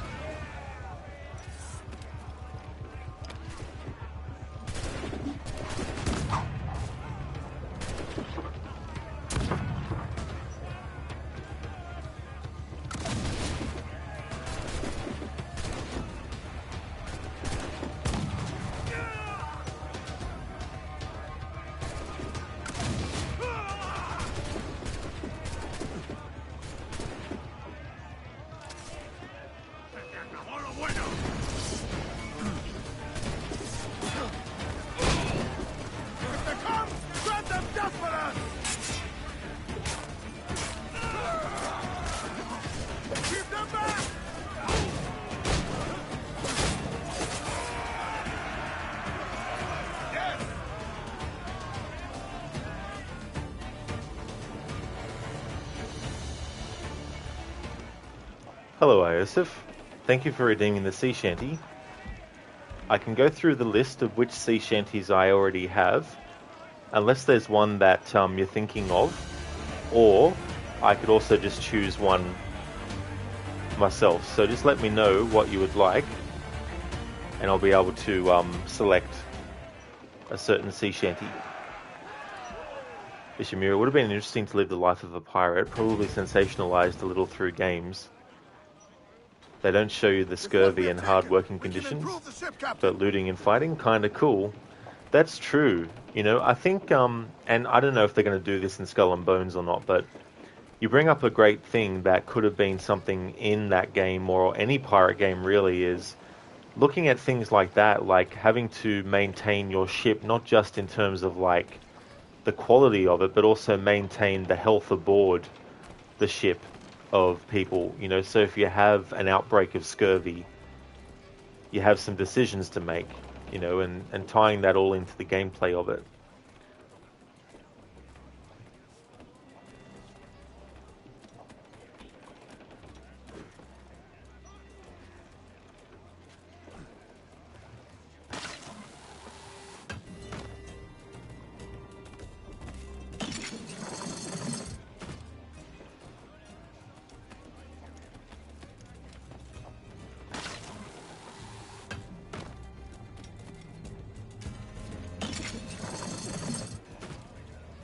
So which would you like, Osif? Do you want me to show you what sea shanties I have active? Is there one that you can think of, or do you want me to just pick a random one?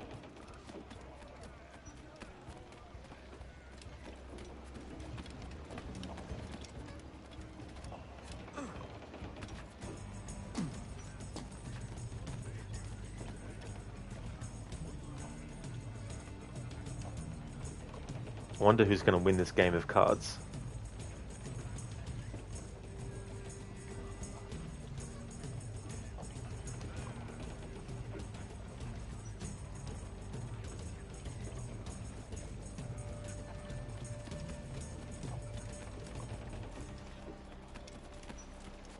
Captain's trick.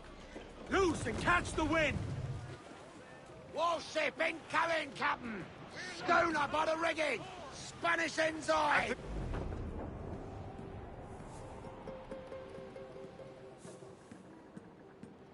I'll wait a few more moments. If there's no responses to what kind of sea shanty, I'll just pick a random one.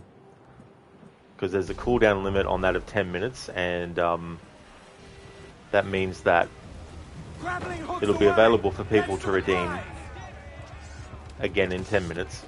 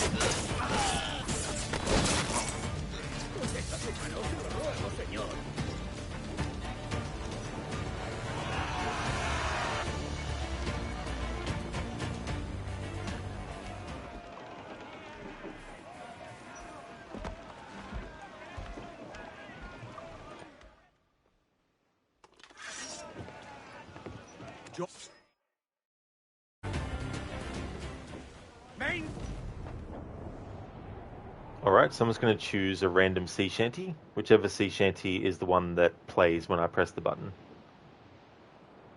Farewell and adieu to you, Spanish ladies. Farewell and adieu to you, ladies of Spain. For we've received orders for to sail for old England, and we may never see you, fair ladies, again.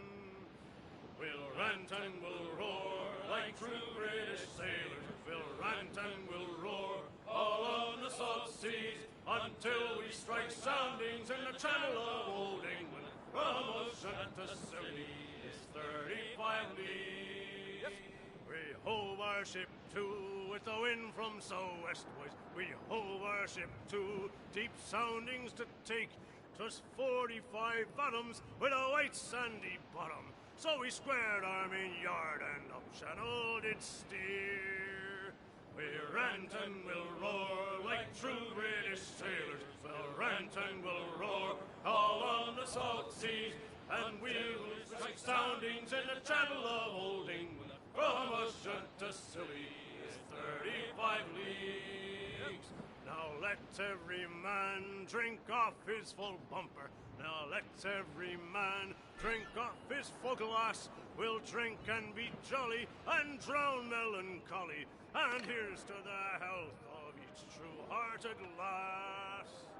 We'll rant and we'll roar like true British sailors. We'll rant and we'll roar all on the salt seas until we strike soundings in the channel of old England. From Ocean to Scilly is 35 leagues. There we go. Thanks for redeeming the sea shanty, Joseph. Hello there, Vladimir. Welcome to the stream. Greetings to you from Australia. I hope things are going well. Death, one thing in Odyssey you do like is kidnapping polymarchs and hiring them to your ship. Yeah, it's quite funny, isn't it, that process? Because you would think that the person being kidnapped for being recruited to the ship's crew would actually have something to say about that afterwards. What do you propose? It's simple. We, kill the Batman. If it's so simple, why haven't you done it already? If you're good at something, never do it for free. Thanks for redeeming that, Harbinger. Death, if you think that is funny, you'd love Metal Gear Solid 5. Now that's a game that I have never played.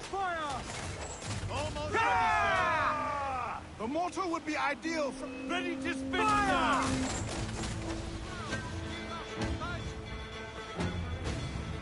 ready to fire, sir! Concentrate Fire! on the task at hand, sir! Fire! Who's up? Eat her sticks! They're so exposed, take the Fire! shots up! Fire! Look, Captain, the whole place shot there! Fire! Fire! There's sir, good shot, contributor! He's off the wind! All in all sail! Loose mainsails! Fire! These drinkers Don't hit a drink! She's foundering! Trim the yards off the wind! Unfurl mains, let's move! Crowd on it! All in the stunsail! Come on, Shoot them in for a speedy kick! The pretty one's mine, Jack. Hello, lovey. Let's take the prize!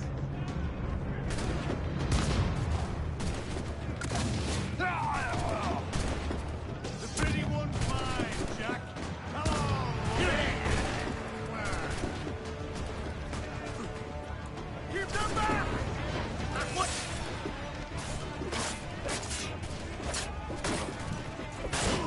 Keep them up on deck!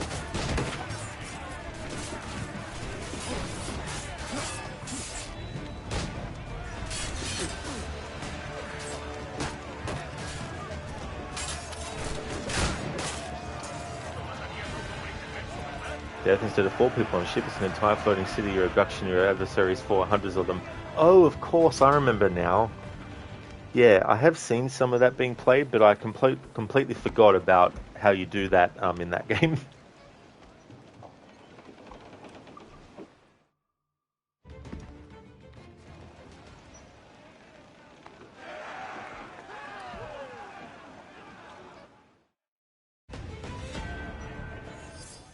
Loose and trim to... Alright, let's have a little bit of a hunting. And I think what I want to do next is actually take on a fort. Reef in, all top! Ready the whaleboat, lads.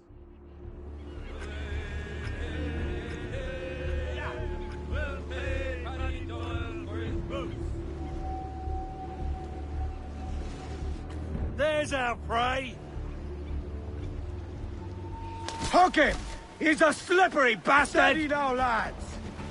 There! Got you now, fish! Ha! Success! He's broken free, sir! See anything yet? He's coming for us! Straight ahead! We've got him now! Almost done for! Death, one day you're a Russian patrolling Afghanistan, you wake up tired up, you grow lettuce now, become a farmer now. A great catch, Captain! Alright, so let's go into the cabin and suss out Kenway's fleet.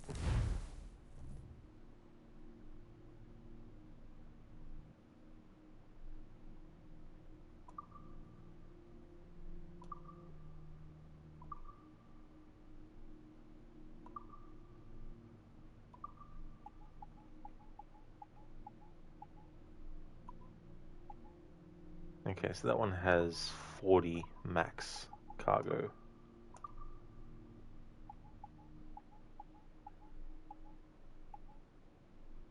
Alright, but we're going to decrease the danger level of that route though.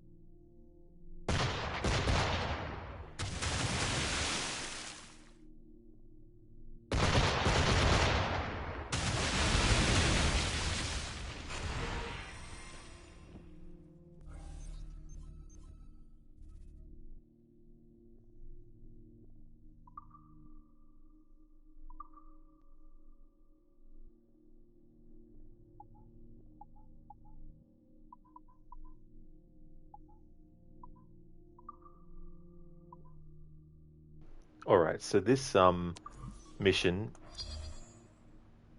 will actually take 13 hours and 40 minutes of real time. I will be doing another stream of this for my Tuesday, so by the time I start that stream, we should be close to that finishing. So we'll send that ship now. That'll give us benefits for the long term, plus it's a 2,500 real reward as well.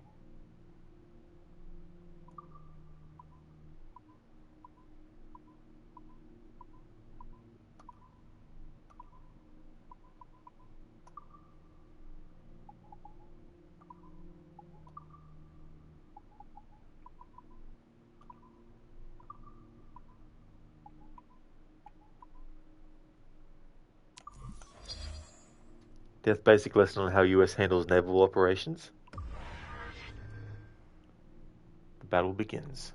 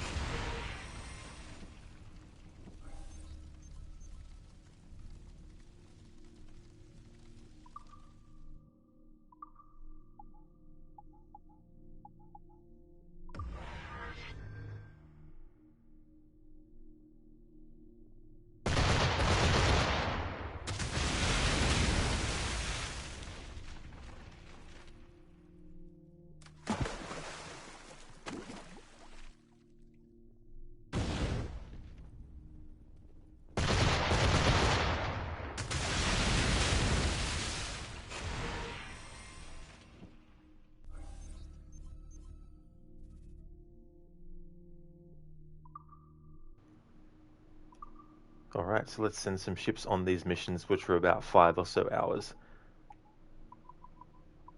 I'll well and truly be able to collect on them in the next stream.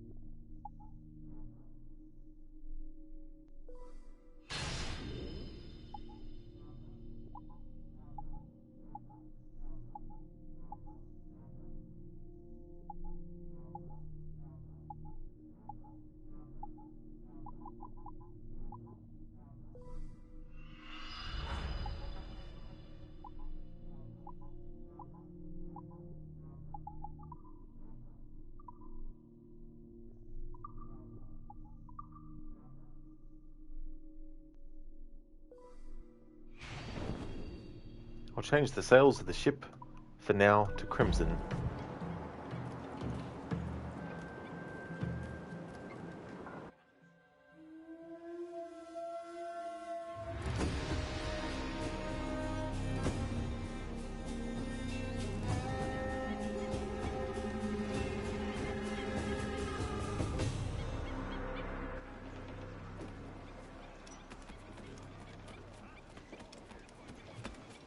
Captain has the helm.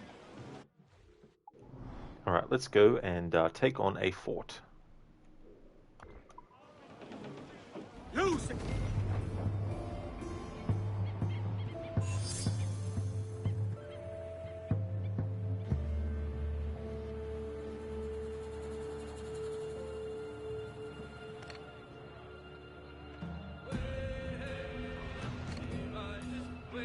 Thank you, Death, for redeeming the sea shanty.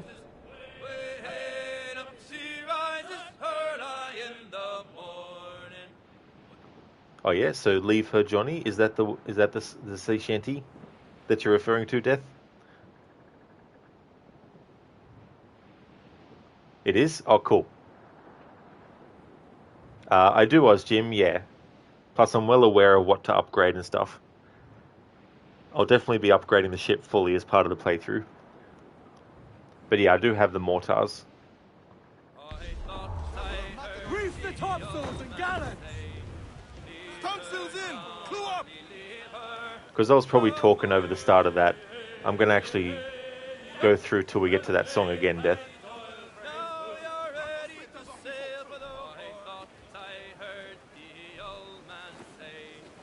Stunts out! Let's get moving!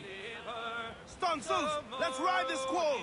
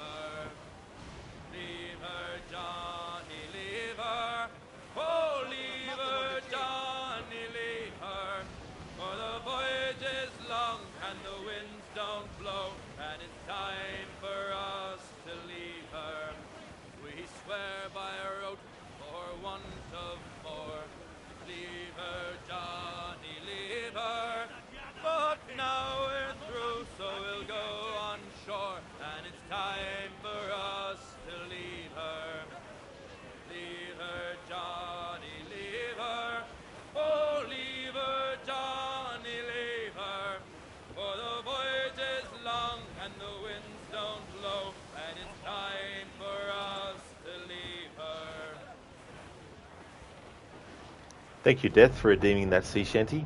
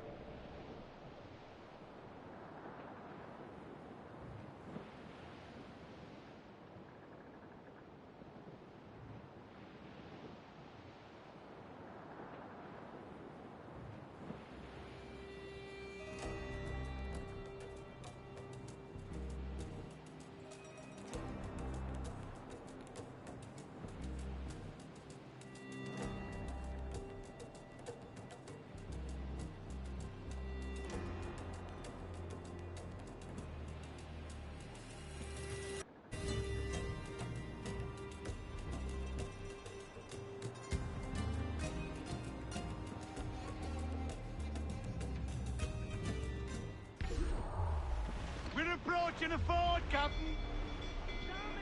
Brace! Mortar incoming! Fire! There's a good shot to cripple up!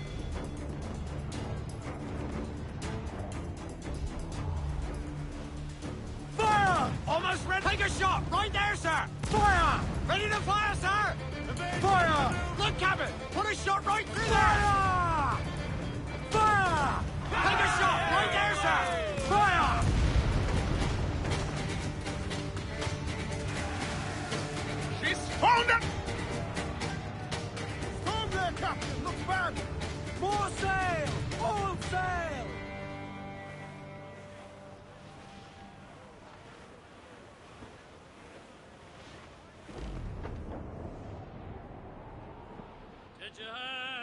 a wild goose sailing. He's off the wind! Let out some sail! If I had shortened sail, get off the squall! Oh yeah, Death, imagine. Full all sail! Do you hear the news?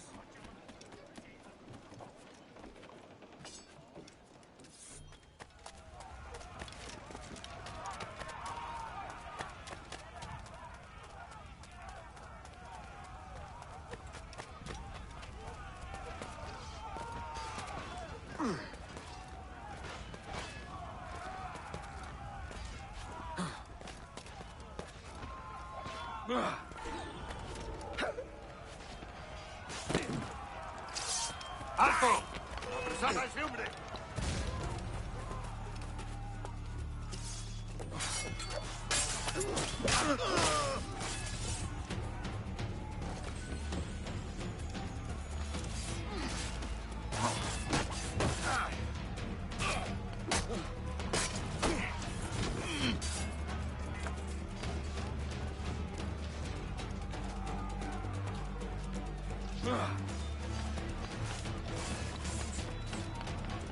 ¡Quieto ahí!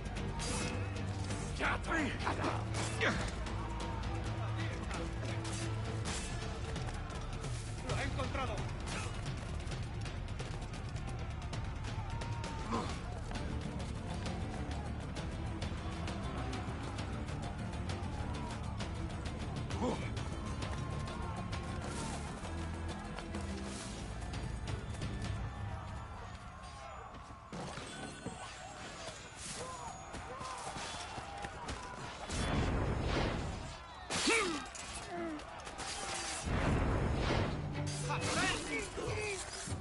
¡Presionad, muchachos!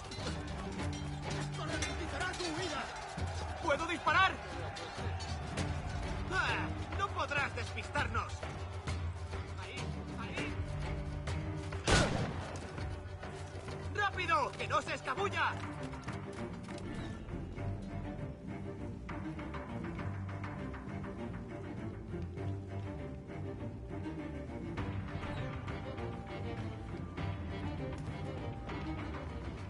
It's like, get over it, you just lost the battle. And that dude's like, I'm still gonna go and get you. That was Jim, nice shooting. Drones! Where did game. he go? These are my ally characters. Why are you... Oh, jeez. What a dumb glitch. PlayStation exclusive glitch, I think.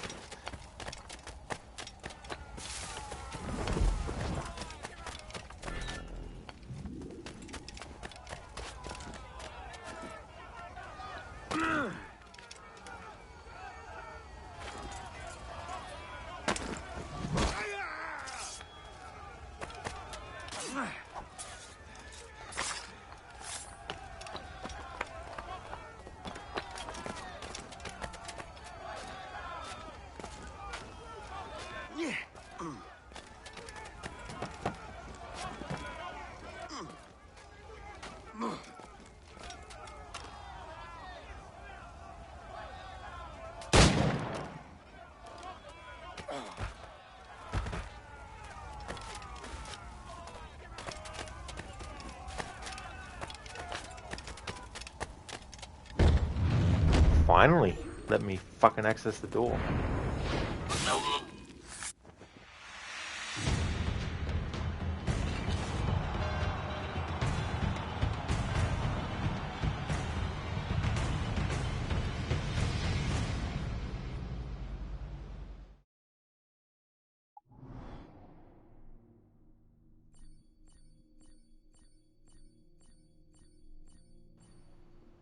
Alright, some more areas have opened up and more treasure chests have become available.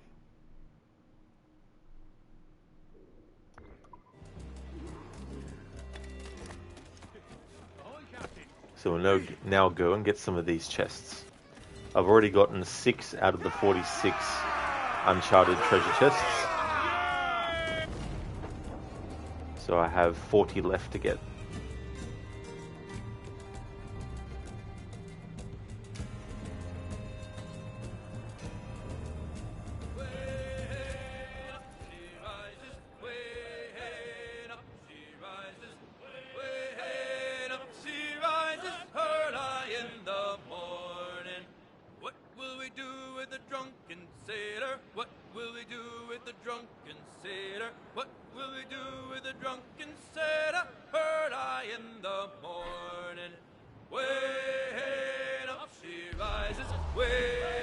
Rouse the gallants and royals! Hold down and crew up! Furl those men!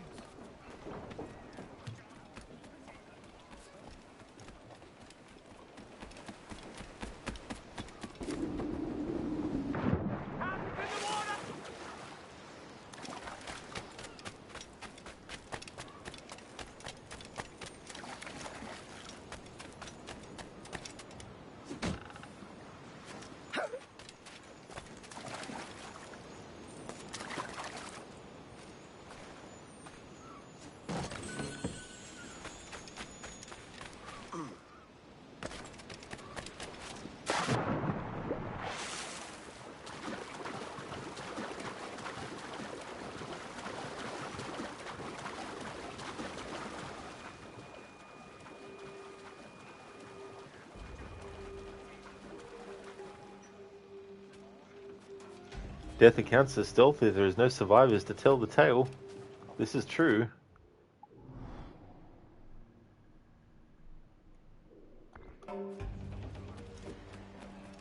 Yeah, little pumpkin. Sea Shanties. Captain's at the helm. Quite a lot of good ones. Get the mainsails into the wind!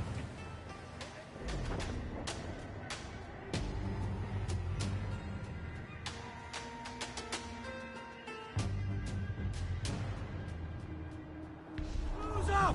Eat! Now you're ready to sail for the Horn. Roll and go. Our boots and our clothes, boys, are all in the horn. Be rollicking, randy, dandy, oh. Heave a pole, heave away. Roll and go. The anchor's on board and the cable's all stored. To be rollicking, randy, dandy, oh.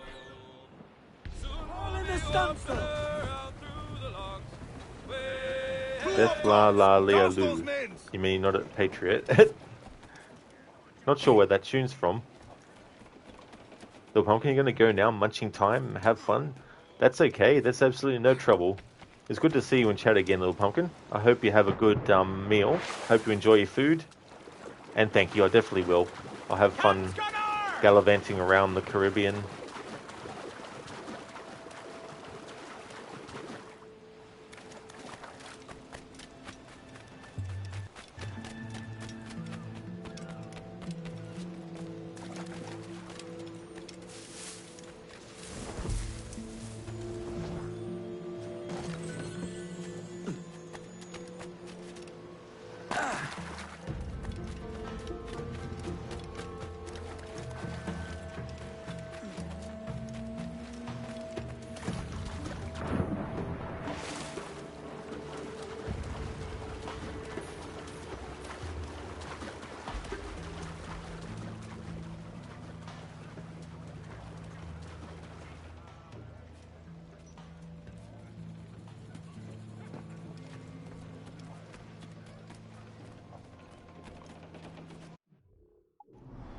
Oh, I see, Death. It's a message from Metal Gear Solid of a secretive group in the franchise. Oh yeah, the Patriots.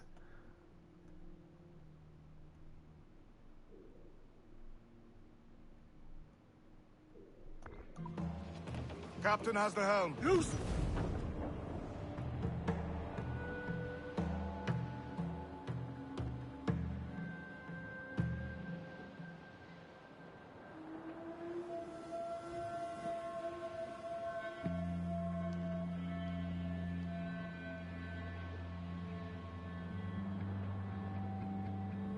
Say, was you ever in Rio Grande?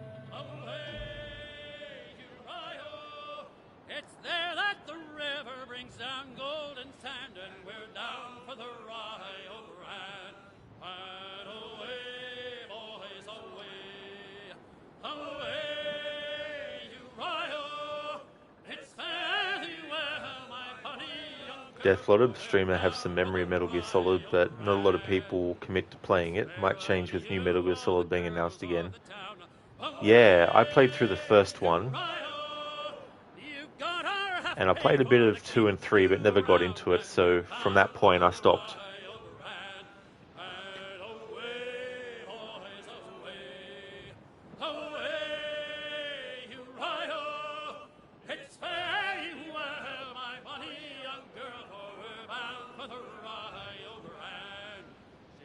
deep water ship and a deep water crew. Away, Uriah!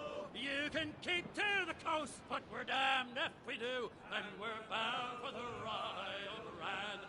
And away, Cliff ahead, sir! Douse all but me! away, Studs up with a will!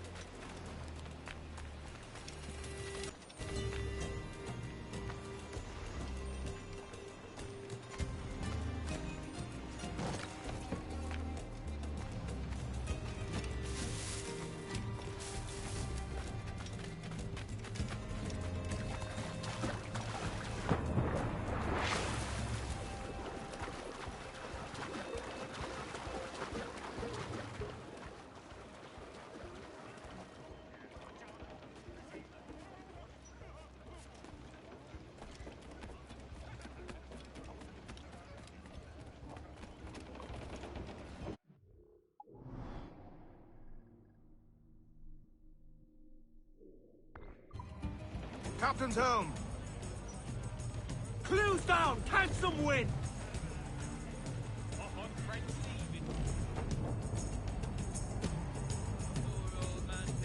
So I don't know when this playthrough will be finished, but after Phase 3 of celebrating Black Flag's 10th anniversary is over, I'll be doing a very different kind of playthrough of Assassin's Creed Odyssey.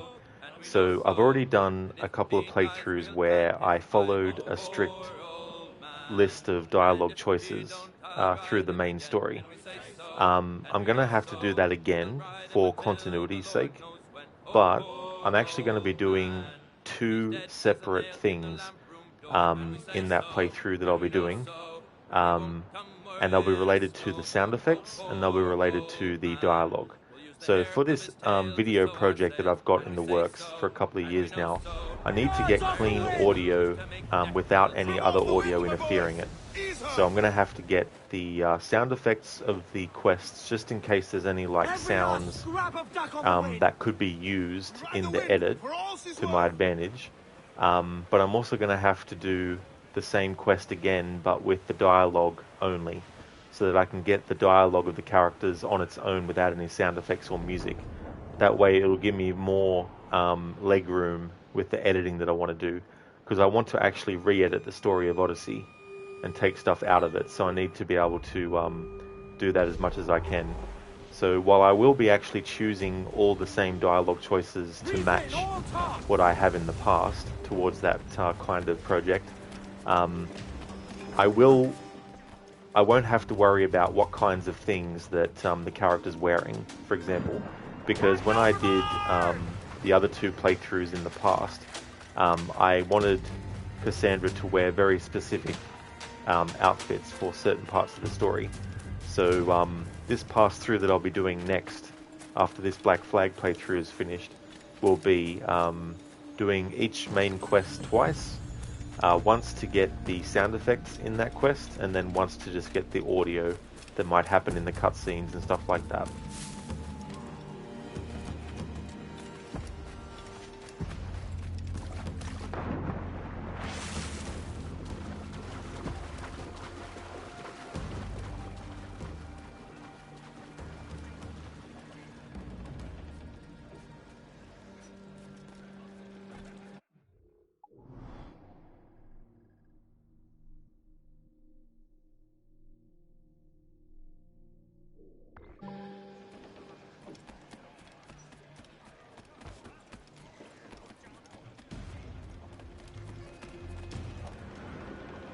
Unfurl mains, let's move!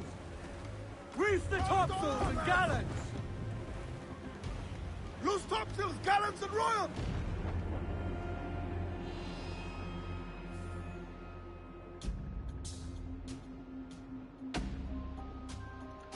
And because I want to get the dialogue on its own for the Leonidas prologue, but also because I want to make sure that it won't take me as long to get through the story, what I'm going to have to do is start a new game and do the prologue, and then once I've got what I need for that, start a new game plus, because the new game plus will actually skip that whole prologue, and then the rest of the playthrough will be on that new game plus save. That way I can take advantage of all the leveling up that I've already done.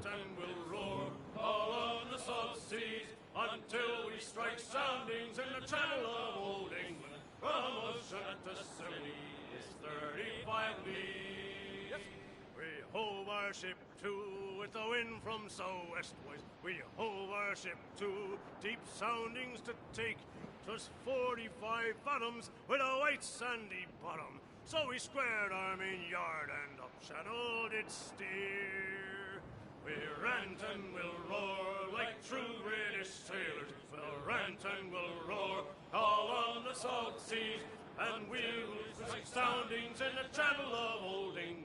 From Ocean to Scilly is 35 leagues. Roast the royals at top! Let every man drink off his full. Muzzle that duck, my trumps!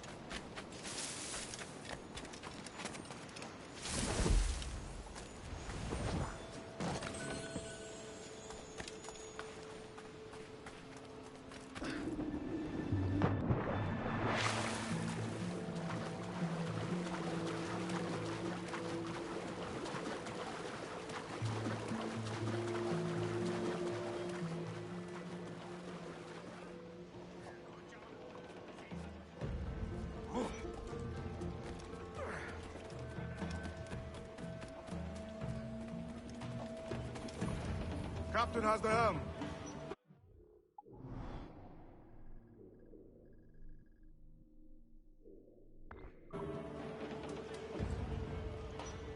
Loose and trim too!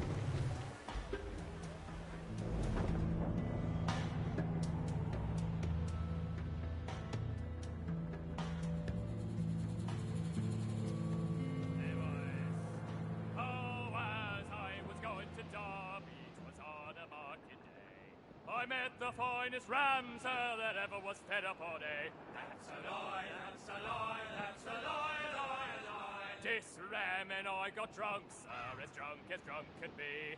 And when we sobered up, sir, we were far away out at sea. That's a lie, that's a lie, that's a lie, lie, lie. This wonderful old ram, sir, was faithful as Haul in the stunsail! It's brought on the captain's spyglass and Ahoy aloft! Bring it all in! Captain, fancy to swim!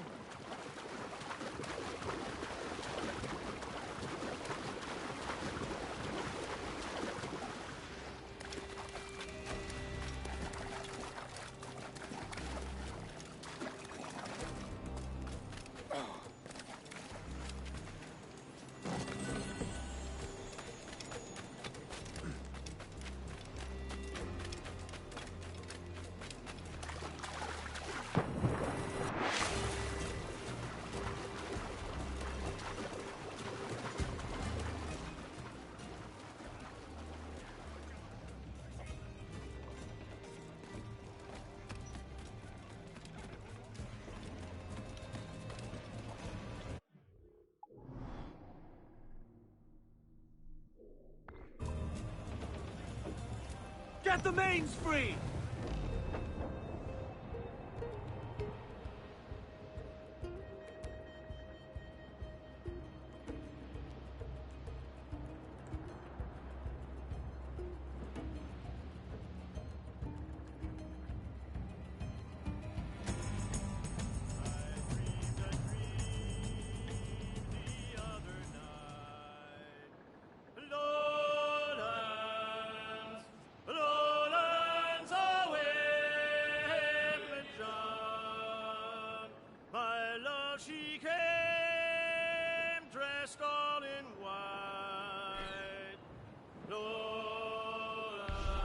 Haul down and clew up! Full for all your worth!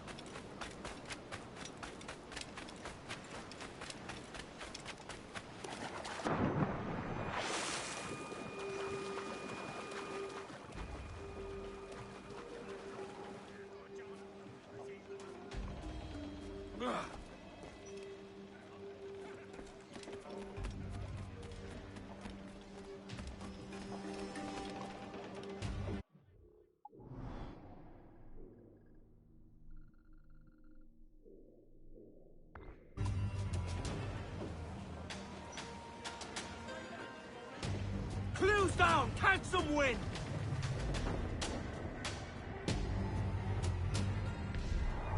Shorten sail! Get up!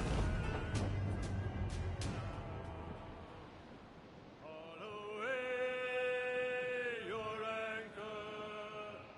Haul away your anchor. 'Tis our sailing time. Get some sail upon her. Haul away your halyards. Haul away your halyards. It's our sailing time. Get her on her course now. Haul away your foresheets. Haul away Douse all but names! your foresheets. Bring in all sail! Garment tight!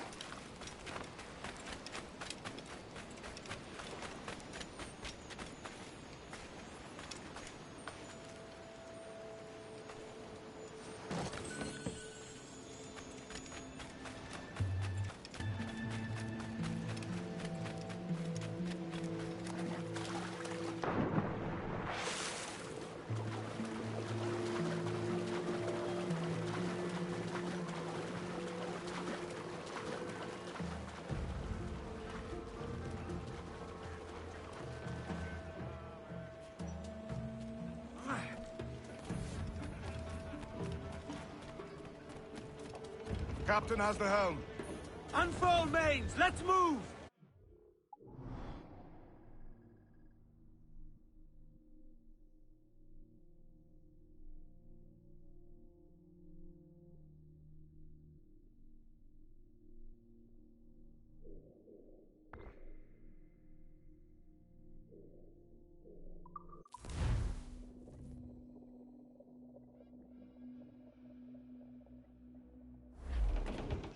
What's our course today, Captain?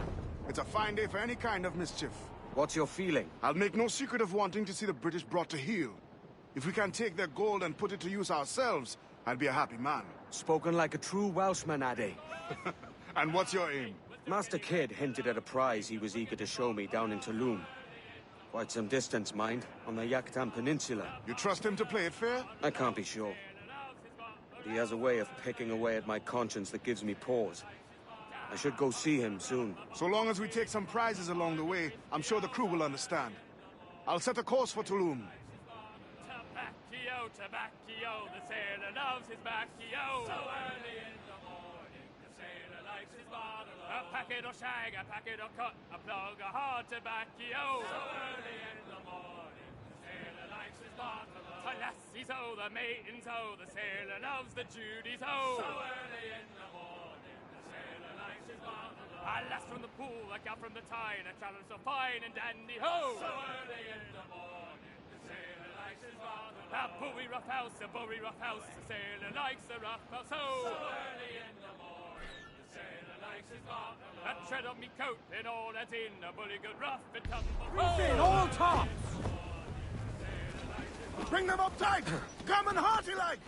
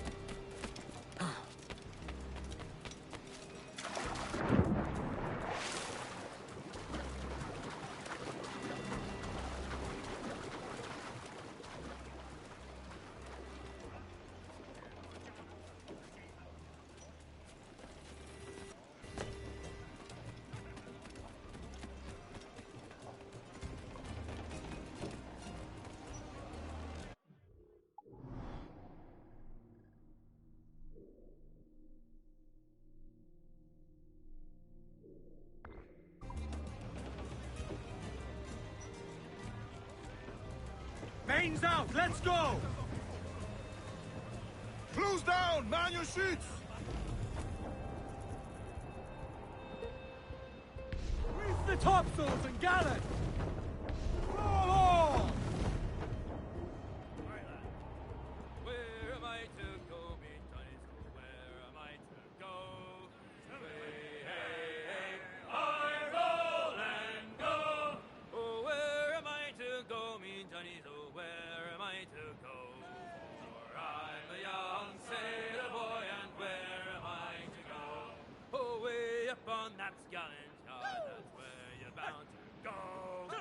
Way, hey, hey, I roll and go. Oh, way up on that gallant yard, that's where you're bound to go. For I'm a young sailor boy, and where am I to go? Away up on that gallant yard and take the gamble in. Way, hey, hey, I roll and go. Away up on that gallant yard and take the gansel in. For I'm a young sailor boy, and where am I to go? You're bound away to Kingston town, that's where you're bound to go. Way, hey, hey, I roll and go. You're bound away to Kingston town, that's where you're bound to go. For I'm a young sailor boy, and where Ease off the wind! Trim us off the wind! Hold hearty, lads! Furl those mains!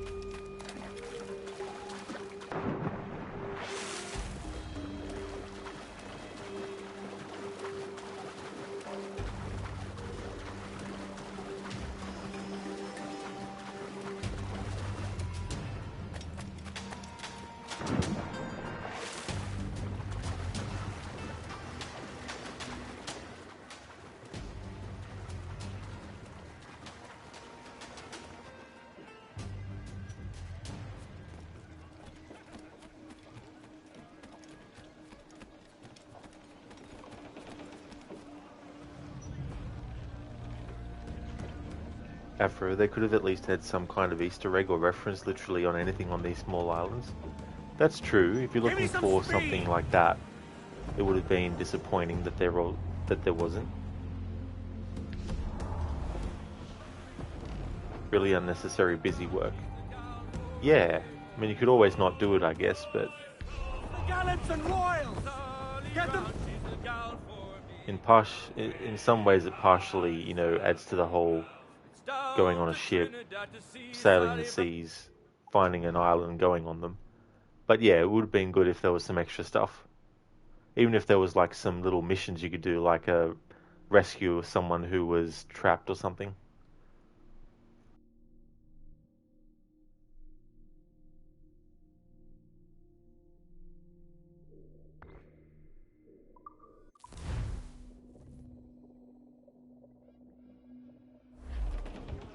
What's our course today, Captain? It's a fine day for any kind of mischief. What's your feeling? I'll make no secret of wanting to see the British brought to heel. If we can take their gold and put it to use ourselves, I'd be a happy man. Spoken like a true Welshman, Addy. And what's your aim? Master Kidd hinted at a prize he was eager to show me down in Tulum.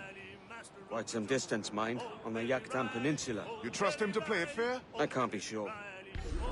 He has a way of picking away at my conscience that gives me pause. I should go see him soon. So long as we take some prizes along the way, I'm sure the crew will understand. I'll set a course for Tulum. Awaiting orders! Fire! Cease vulnerable there, Captain. Not good enough! Ready to fire! There's a good shocker crippler! Fire! Still reload. Look, Captain, a well-placed shot there! Fire! They're so exposed. Take the shots, sir! Fire! There's a good shocker crippler! Fire! Ready to box, sir! Fire! Look, Captain. After I guess they count on people's chronic OCD or whatever it's called, just can't leave the game at 99%. Yeah, I'm glad I'm not that kind of gamer, because I could see how that would be really frustrating. To never be able to leave anything. Trim the yards off the wind! But yeah, Reef the mains! it's probably Two been, gallants! I think, 3 years, maybe 4, since I did a playthrough where I included getting all the treasure chests. So it's something that, you know, I don't have to do every time I play, and can just be like, oh yeah, I'll just focus on this content. That's okay, Lucinda, no worries at all. Gonna get your day started a little early today. You think having trouble focusing, going into lurk mode. That's definitely no worries at all, Lucinda. Thank you for leaving the lurk. Thanks for stopping in as well. Would like to highly recommend people check out Lucinda's channel if you haven't before. She's doing a playthrough of the Assassin's Creed series, just the main entries. She's played through Assassin's Creed 3 before, but all other playthroughs will be first time ones. She's also been playing The Last of Us Part 2, and she's also a big fan of Resident Evil, as well as the Dishonored series. And if you're a player of Stream Raiders, she is actually a Stream Raider captain as well, and has that going on her channel. So I highly recommend checking out Lucinda's channel if you haven't before. Ha! You won't take us that way! There, get him! I got him in my sights! You think you can escape us?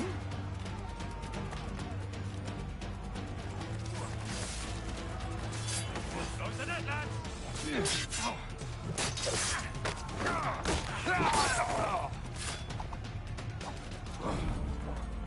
No worries at all, Lucinda. Always more than happy to give you a shout out. Tighten the noose, lads! Cowards scampered away!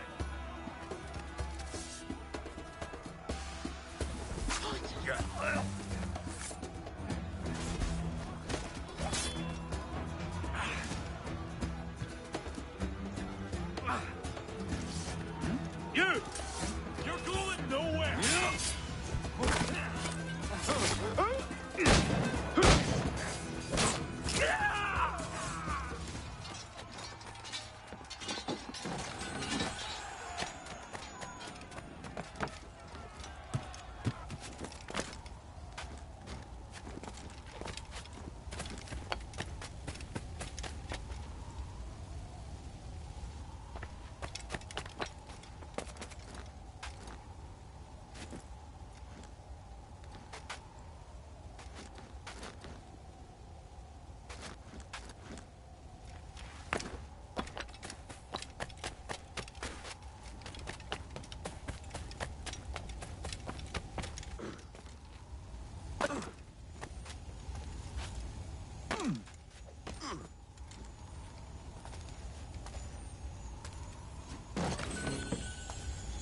Afro, like you have had your AC Unity at 99% for years now. You refuse to collect all the collectible data from the bridges, especially the Bastille one. It just grinds your gears with that mini game with its cannonballs. Yeah, the fact that you have to go into those multiple times because there's set number of spots where those will actually appear. However, when they appear there is completely randomized. And so you might want to get one of them in a certain spot, but you might have to go back in 5 or 6 times before it spawns there again.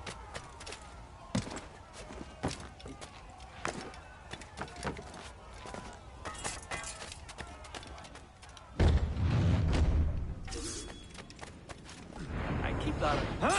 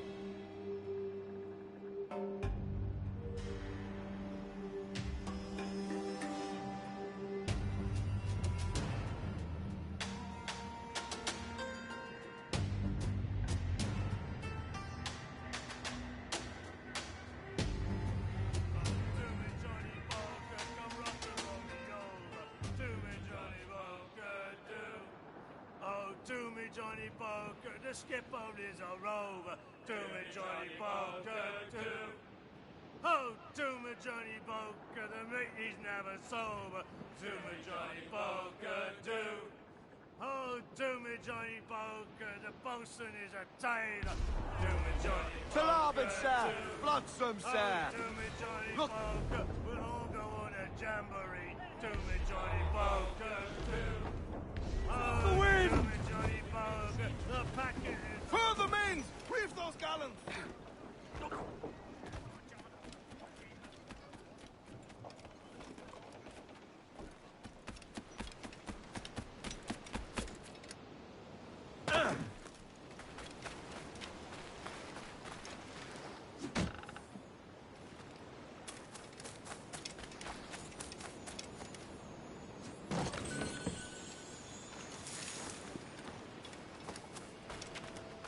Message in a bottle.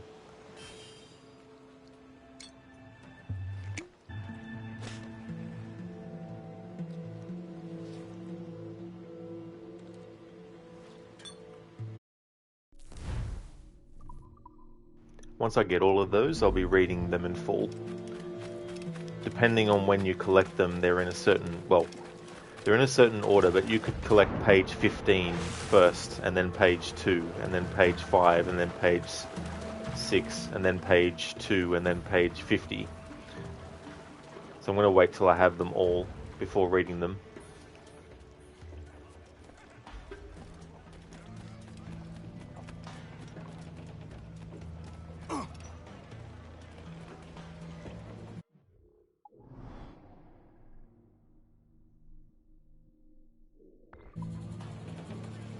Loose and catch the wind!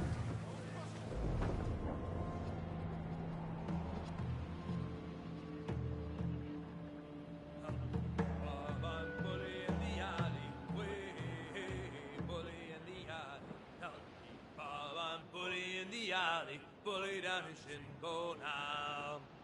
Sally is the girl that I love dearly. Way, bully in the alley. Sally is the girl that I spliced nearly. Bully down in Shinbo now. Help me, Bob, I'm bully in the alley. Way, bully in the alley. Help me, Bob, I'm bully in the alley. Bully down in Shinbo now. For 7 long years I courted little Sally, way bully in the alley. But all she did was dilly and dally, bully down and shit. Furl! Furl all sail! Do you hear the news?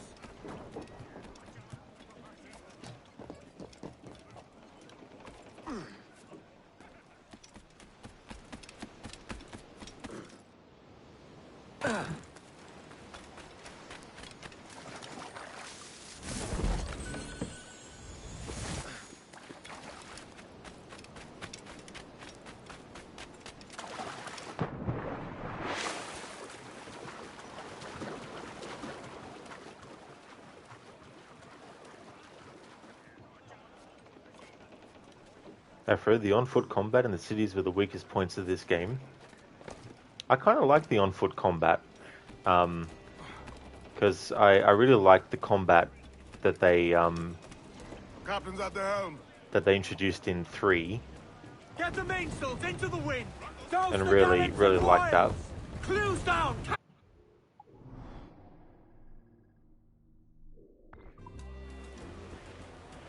Loose topsails, Afro, Havana was the only place with some character. You mean there was no weapon variety? Oh, I got you. Yeah, I see what you mean. Yeah, weapon variety. That's understandable. If you wanted to use like axes or, you know, other types of weapons.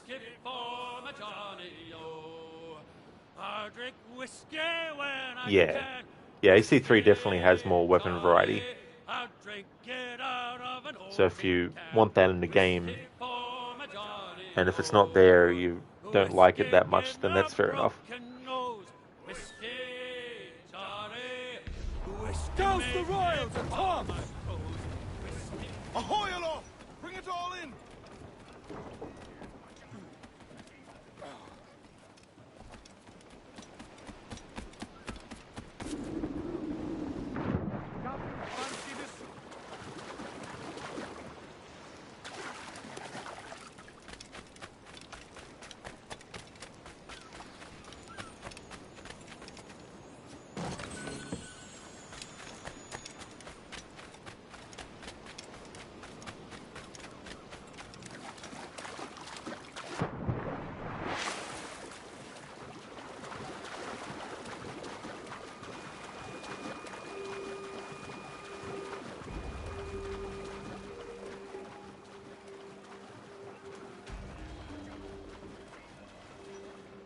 Afro, also AC3 was a bit more complex with its dodge roll and stuff. That made it a bit more straightforward in 4.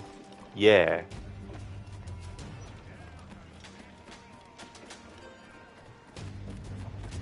Captain's trick.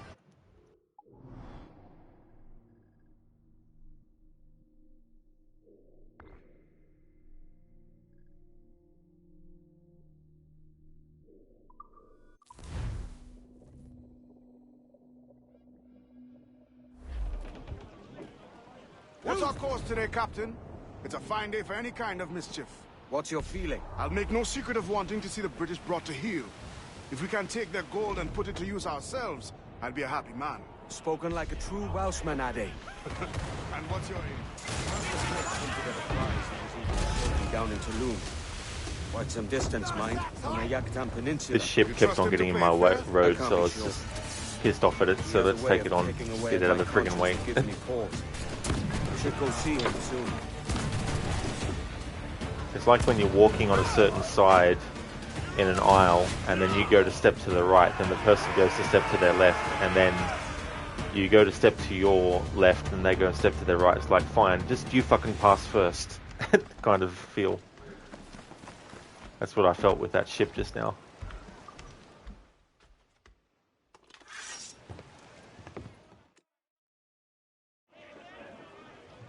Loose.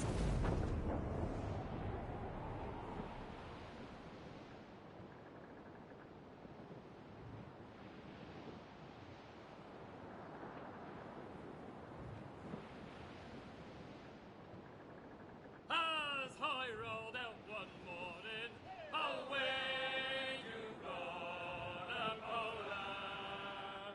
As I rolled out one morning, I met a lady fair. In the stunsail. Reef. Short no sail.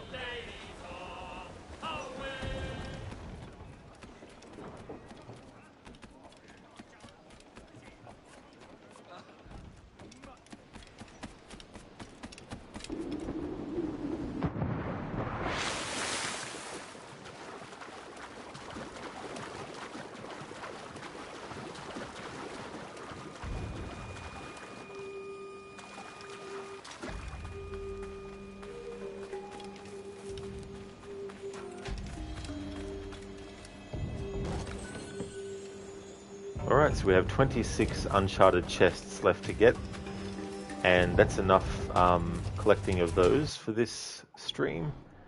There's some islands and stuff that we unlocked as well by doing the forts that we unlocked. So I just want to have a look at the ones that we can go to that I haven't been to yet.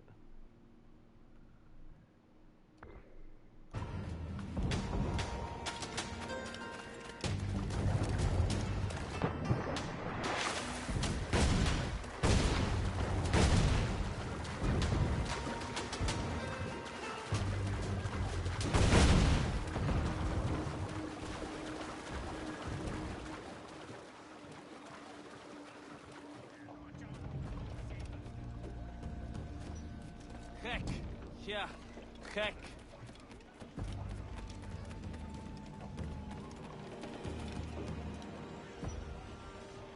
Let out some sail! As much sail as you can! Mains out, let's go! Reef the topsails and gallants!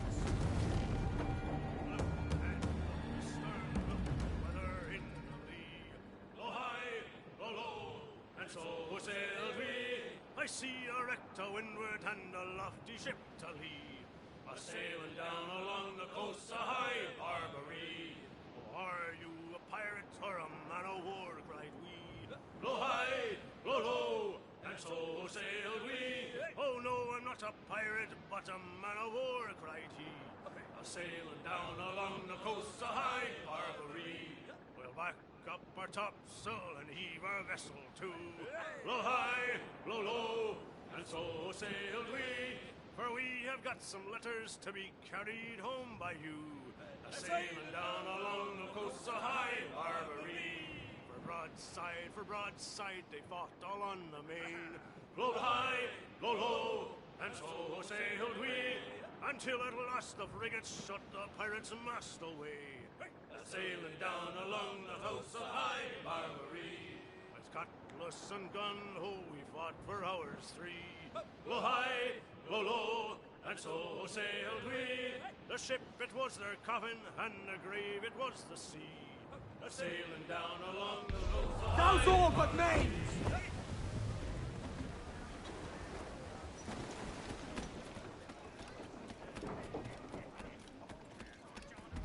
Grog-infested rattle cake.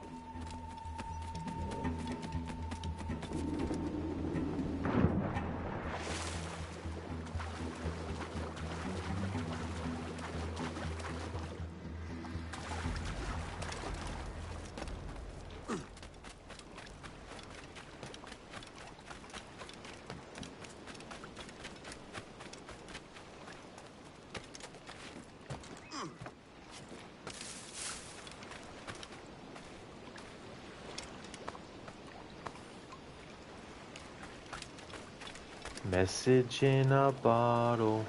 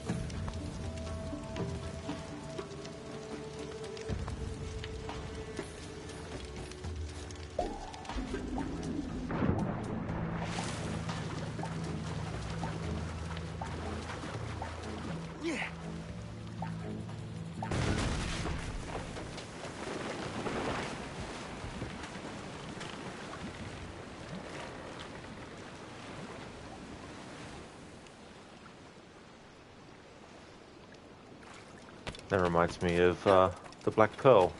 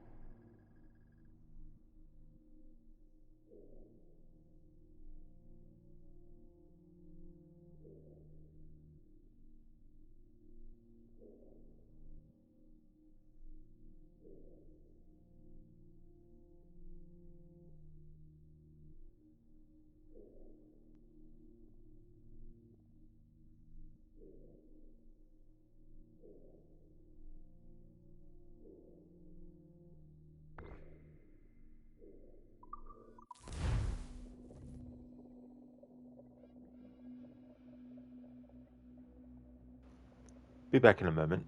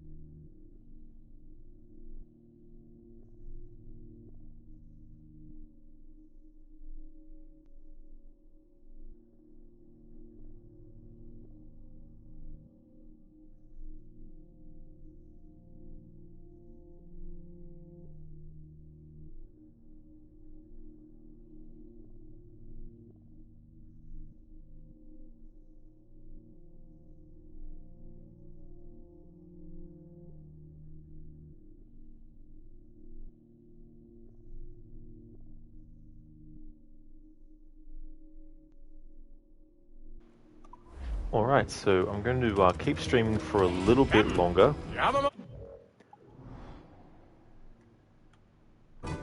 Gonna go to this island and get the collectibles that we need.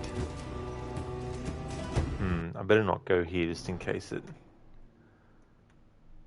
I'd be better off going here.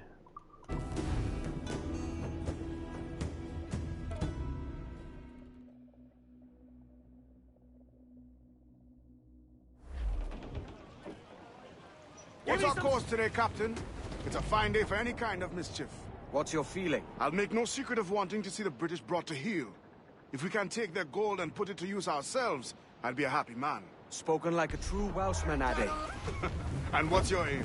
Master Kidd hinted at a prize he was eager to show me down in Tulum. Quite some distance, mind, on the Yakutam Peninsula. You trust him to play it fair? I can't be sure. But he has a way of picking away at my conscience that gives me pause. I should go see him soon. So long as we take some prizes along the way, I'm sure the crew will understand. I'll set a course for Tulum. We're homeward bound to Liverpool town. Goodbye, fare ye well. Goodbye, fare ye well. Where all of them duties they will come down. Hurrah, me boys, we're homeward bound. And when we get to the Wallasey gates, goodbye, fare ye well. Goodbye, fare ye well. Oh, Sally and Polly for the flashmen do wait. Hurrah, me boys, we're homeward bound. And one to the other will hear them say, goodbye, fare ye well. Goodbye, fare ye well. Oh, here he comes Johnny with 40 months' pay. Hurrah, me boys, we're homeward bound. Well, meet these fly gals and we'll ring the old bell. Short and sail! Get off the squall! Topsails in! Clue up!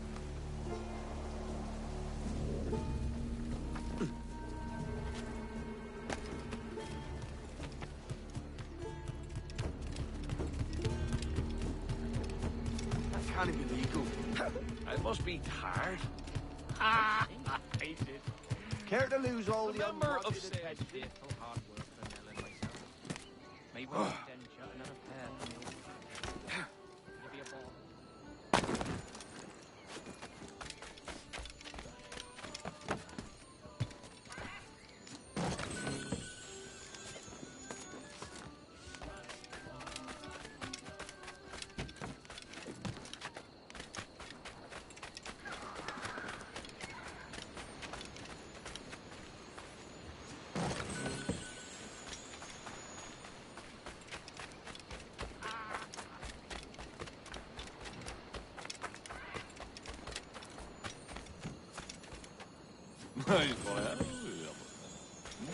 Well done.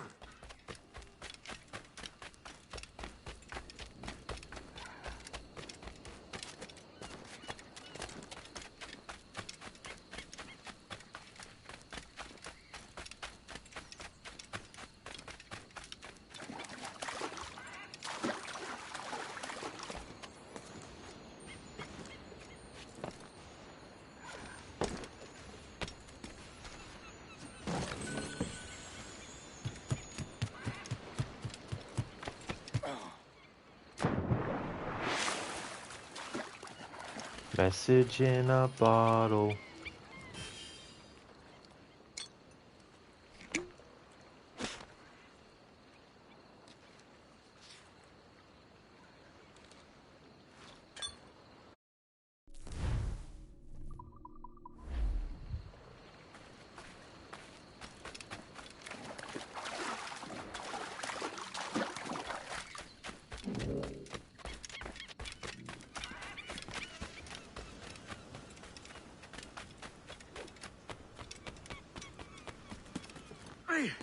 Really senseless. Too much of... Oh! Stop it! Or the what?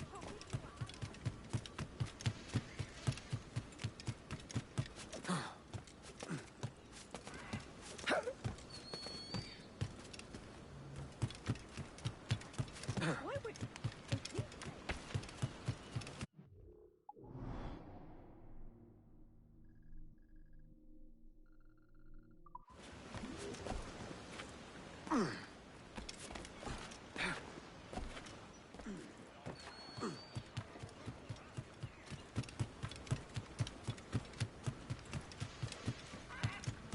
He must have taken it somewhere.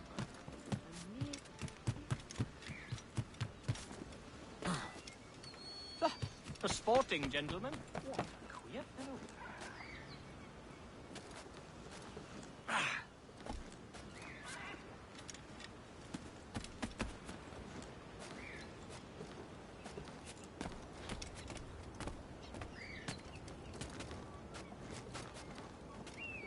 I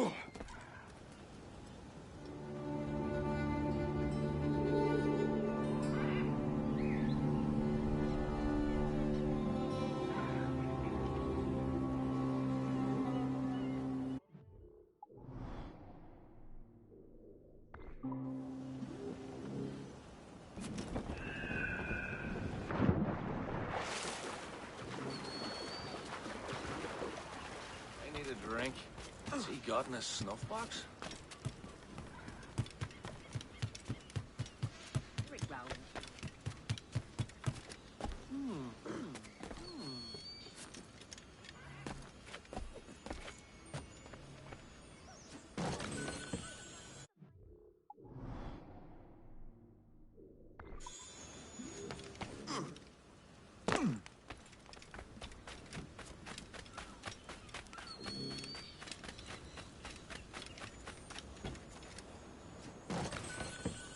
Alright, it's time for Edward to have a, well, essentially a bar fight.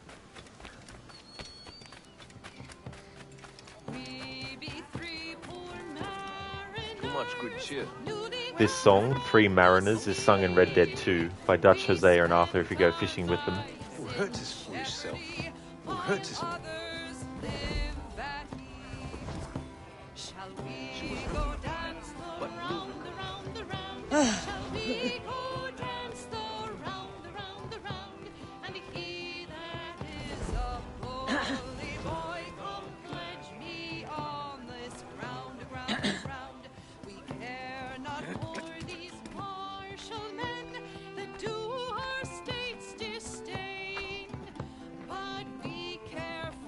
Hey!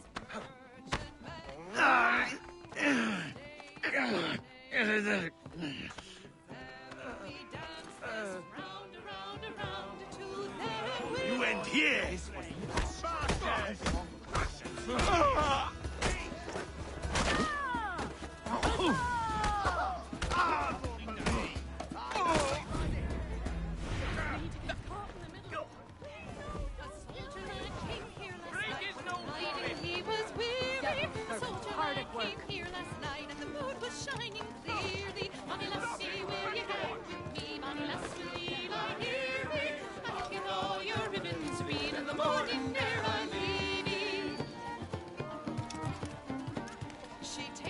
Get you something?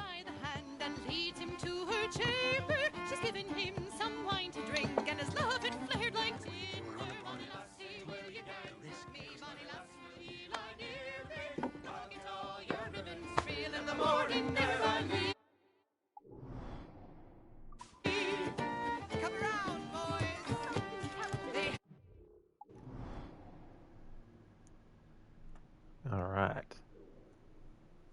Let's have a look at this naval convoy.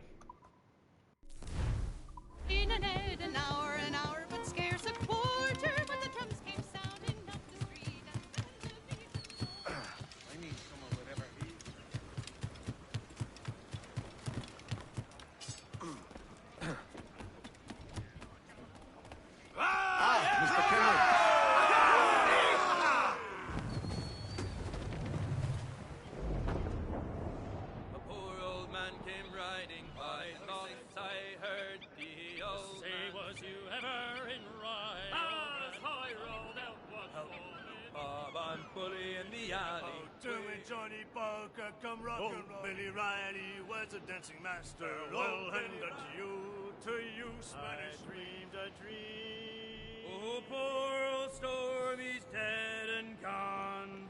In Red Dead Redemption 2, Pearson sings this song, Storm Along John, in Chapter 6, in the camp.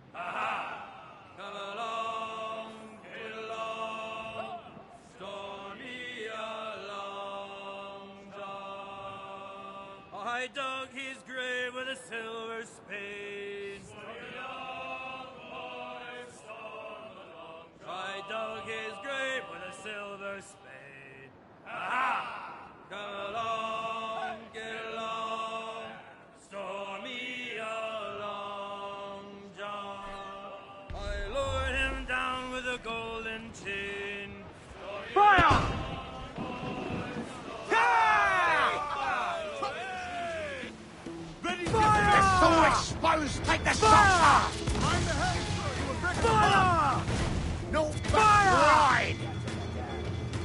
fire, sir! There's sir! Good shot and cripple! Here it comes! Steady Ready lads! to Get out of range, they'll sink us! Fire! Brace! We will need time and sink to repair that damage. Ready to fire, sir! Fire!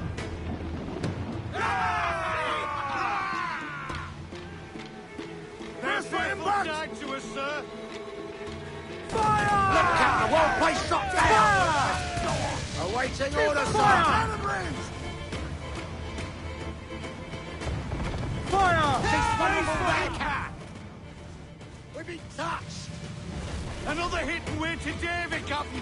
Fire! Running, sir! We're ready, sir!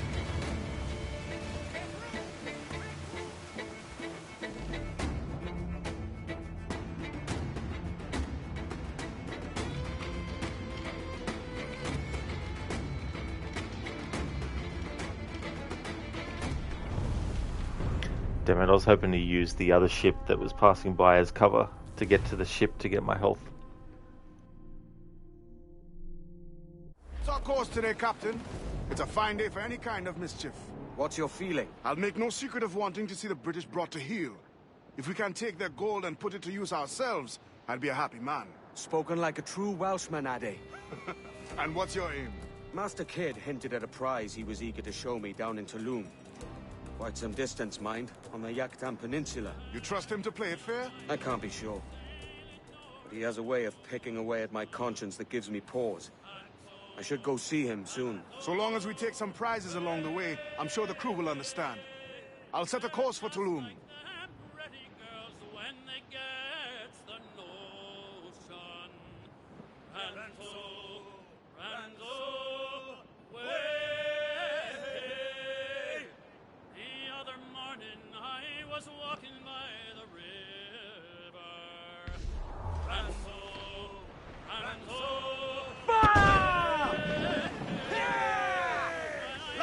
Cleave the bilge! On your mark, come in! Fire! Fire! There, too strong! Brace! Fire!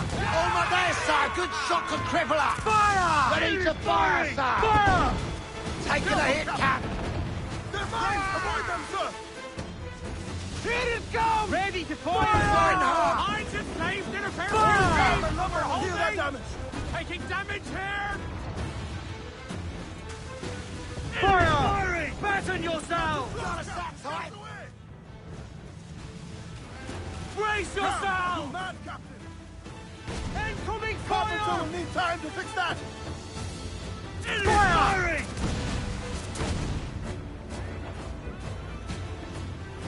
Damage her by shooting the mine she drops! Drag them to their doom!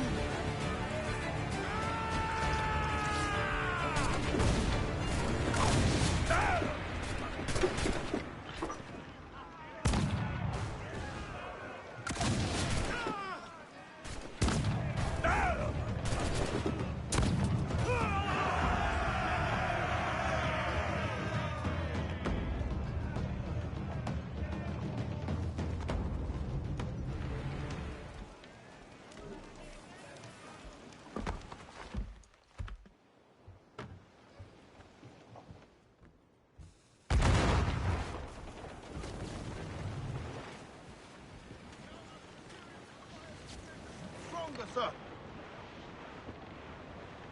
Fire!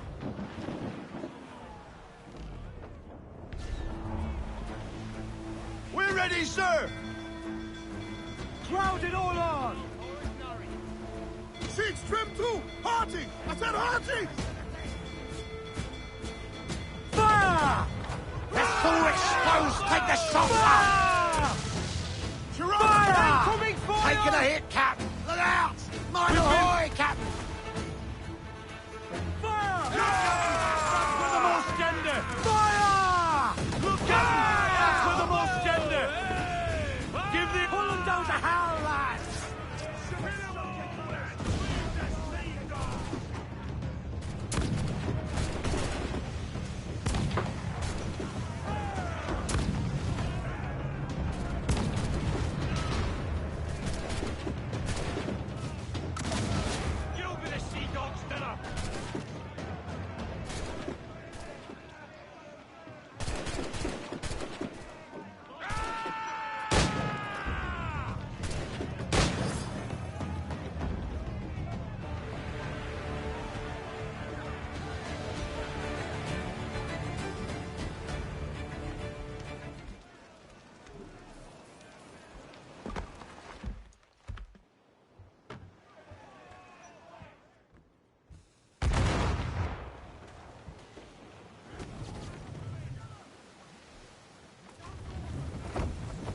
some speed!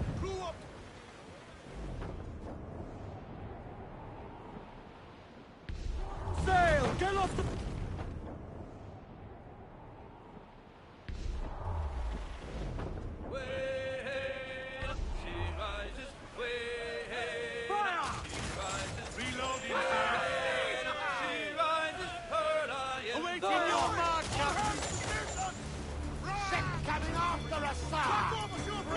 Ready to fire, sir! Fire! Captain Ransom, and there she's gone! Yo, heave-ho! Here we go, got it.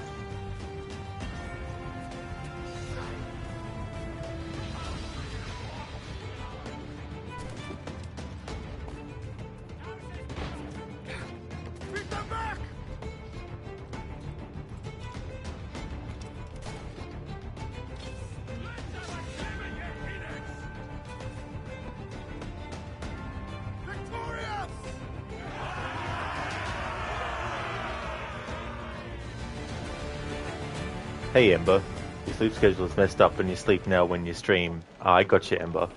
Yeah, that can be something that happens, that's for sure. Thanks for joining though. I'm not going to be streaming for much longer. I just wanted to do a short stream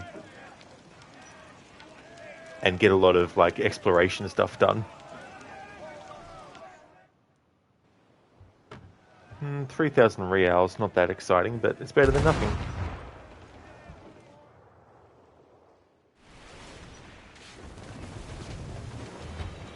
With what we have taken, we can improve the ship, Captain.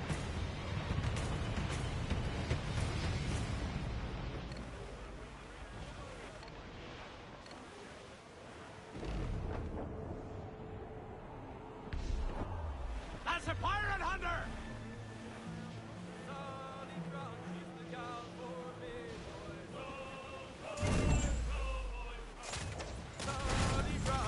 Off target! Ready to fire, sir! Where's another party, sir? Keep out of our cannon range! Ready to fire, sir! Right! Fire! Fire! Who's up? Eat her sticks! The fool explodes like the saucer! Fire! Beat the quarters! Crowd on every... Enemy's firing! Stag's out! In the stunsail! Pull him down the howl, lad!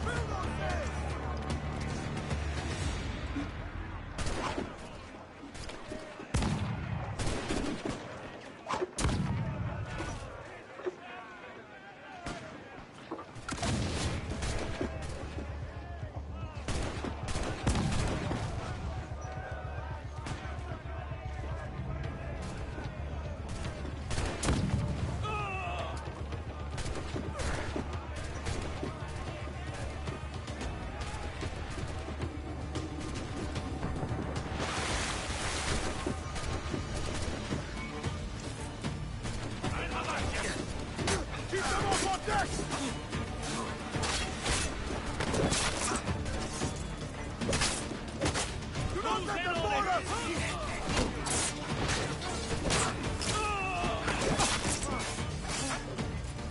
soon have you kissing my hand, boy!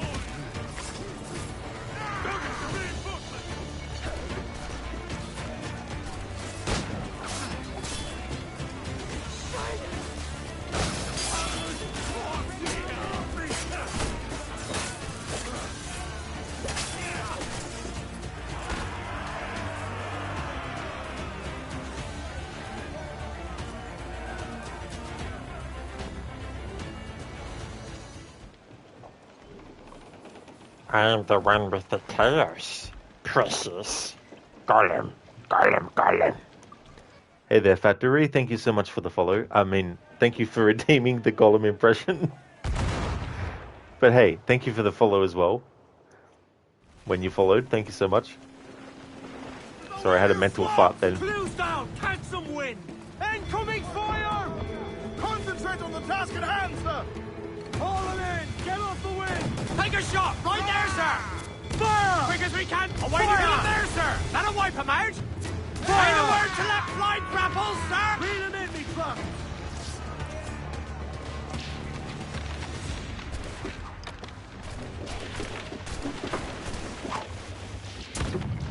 Cannon gun shield!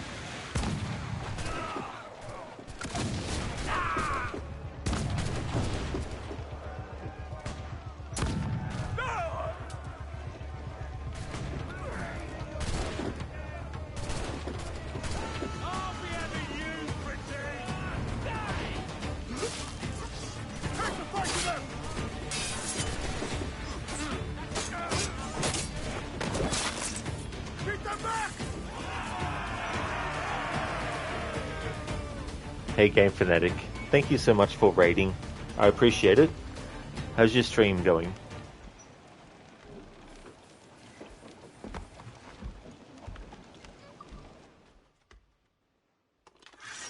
Oh, that's great to hear, Game. I could use some good men.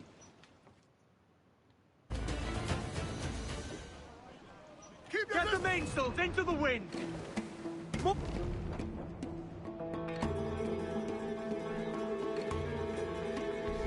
All top! Let's desynchronize.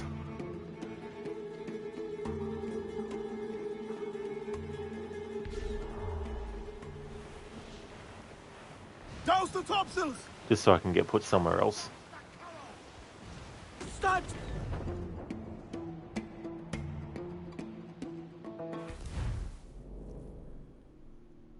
We got destroyed by a kraken.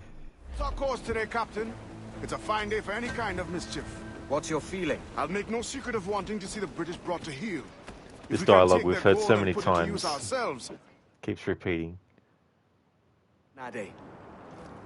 However, in the next stream of this, I'll be doing more story, so that dialogue, I'll let it play at the start of, well, not at the start of that stream, because I might do some exploring stuff first at the start. But when I do actually jump back to the story, I'll let that dialogue play on its own, just to act as like a recap thing.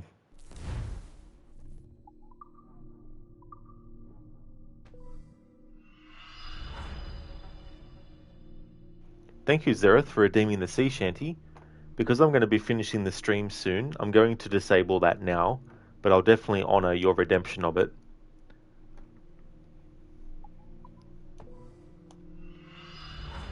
Zereth, number 3.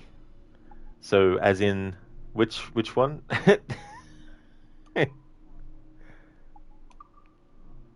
Let's sell this hunting stuff. Crafting stuff in this playthrough is not actually a priority in terms of like Edward's outfits and all that kind of stuff, so selling these will give us more reals, but we'll also take off the messages telling me to, you can craft this now, you can craft that now. Oh, okay, so when I cycle through them, the third one. Awesome, can definitely do that.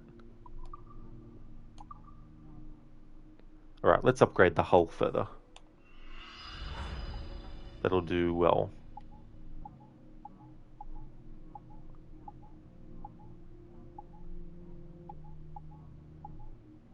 Alright, let's increase some of our storage.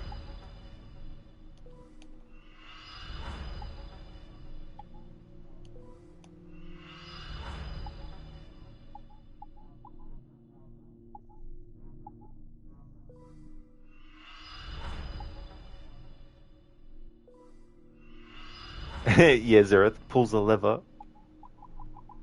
There we go. That's some good upgrading for that.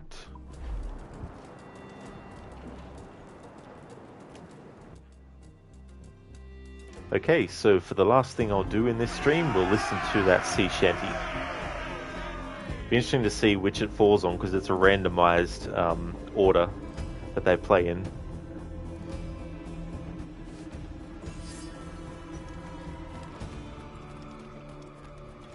Captain's trick. Main's out, let's go! He's off the wind! Loose! Alright, so the third one, whatever it lands on. It's off the wind!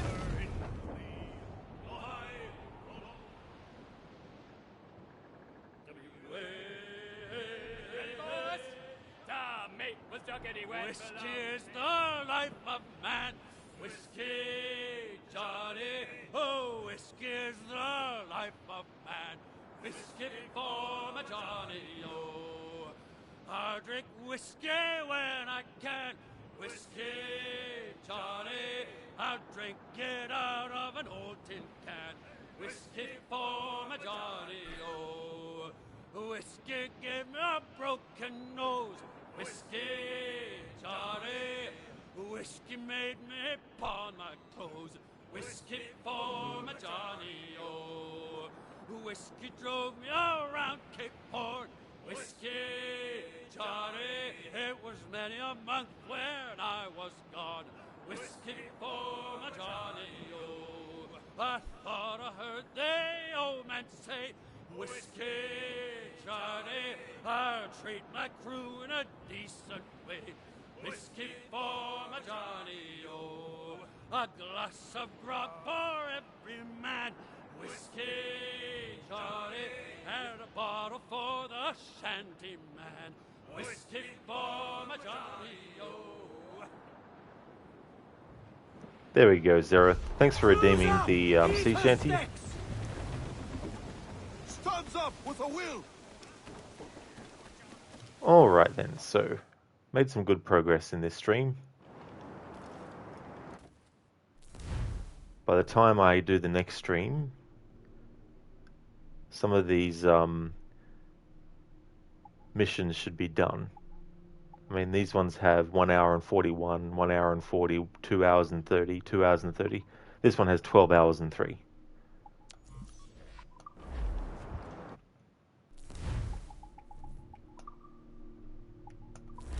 Alrighty then, this is where I'm going to call it a stream.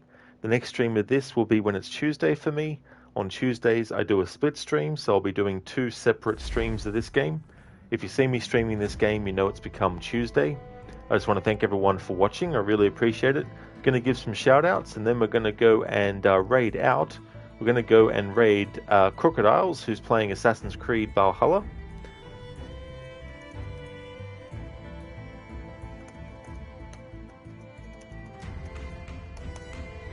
Ah, no worries at all, Zereth. That's definitely okay, dude.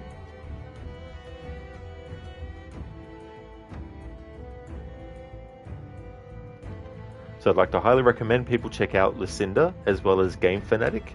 So Lucinda is playing through Assassin's Creed 3. It's her second ever playthrough of that game. She's also playing through the other Assassin's Creed games in the series, the main ones. And Assassin's Creed 1, 2, Brotherhood and Revelations were first time playthroughs. And she's also going to be doing Assassin's Creed Rogue, Assassin's Creed Unity, Syndicate, Origins, Odyssey and Valhalla as well. So they're all going to be first time playthroughs with that. And Game Fanatic has been doing a playthrough of Assassin's Creed Odyssey. Most recently, he was also doing a playthrough of Assassin's Creed Origins. So highly recommend checking out those 2 streamers if you haven't before. We're going to go and raid Crocodiles. I want to post in chat some raid messages that people can feel free to use. Here's one general one. I'm also going to put in one that has some free follower emotes. Some of those related to Black Flag. I've got one of Edward Kenway, one of Adewale, and one to celebrate the 10th anniversary of Assassin's Creed Black Flag.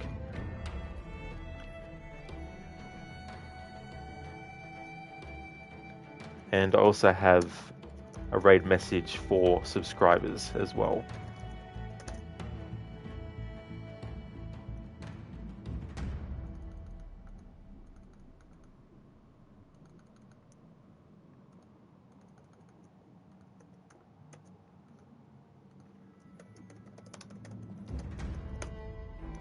Thank you everyone for watching, and catch you next time. That's okay, Lizzie. Absolutely no trouble at all. I hope you have a good one. Hope everyone has a good one, whether it's a day or night. I'll be streaming this again next. If you see me streaming this again, you know it's become Tuesday. Until next time.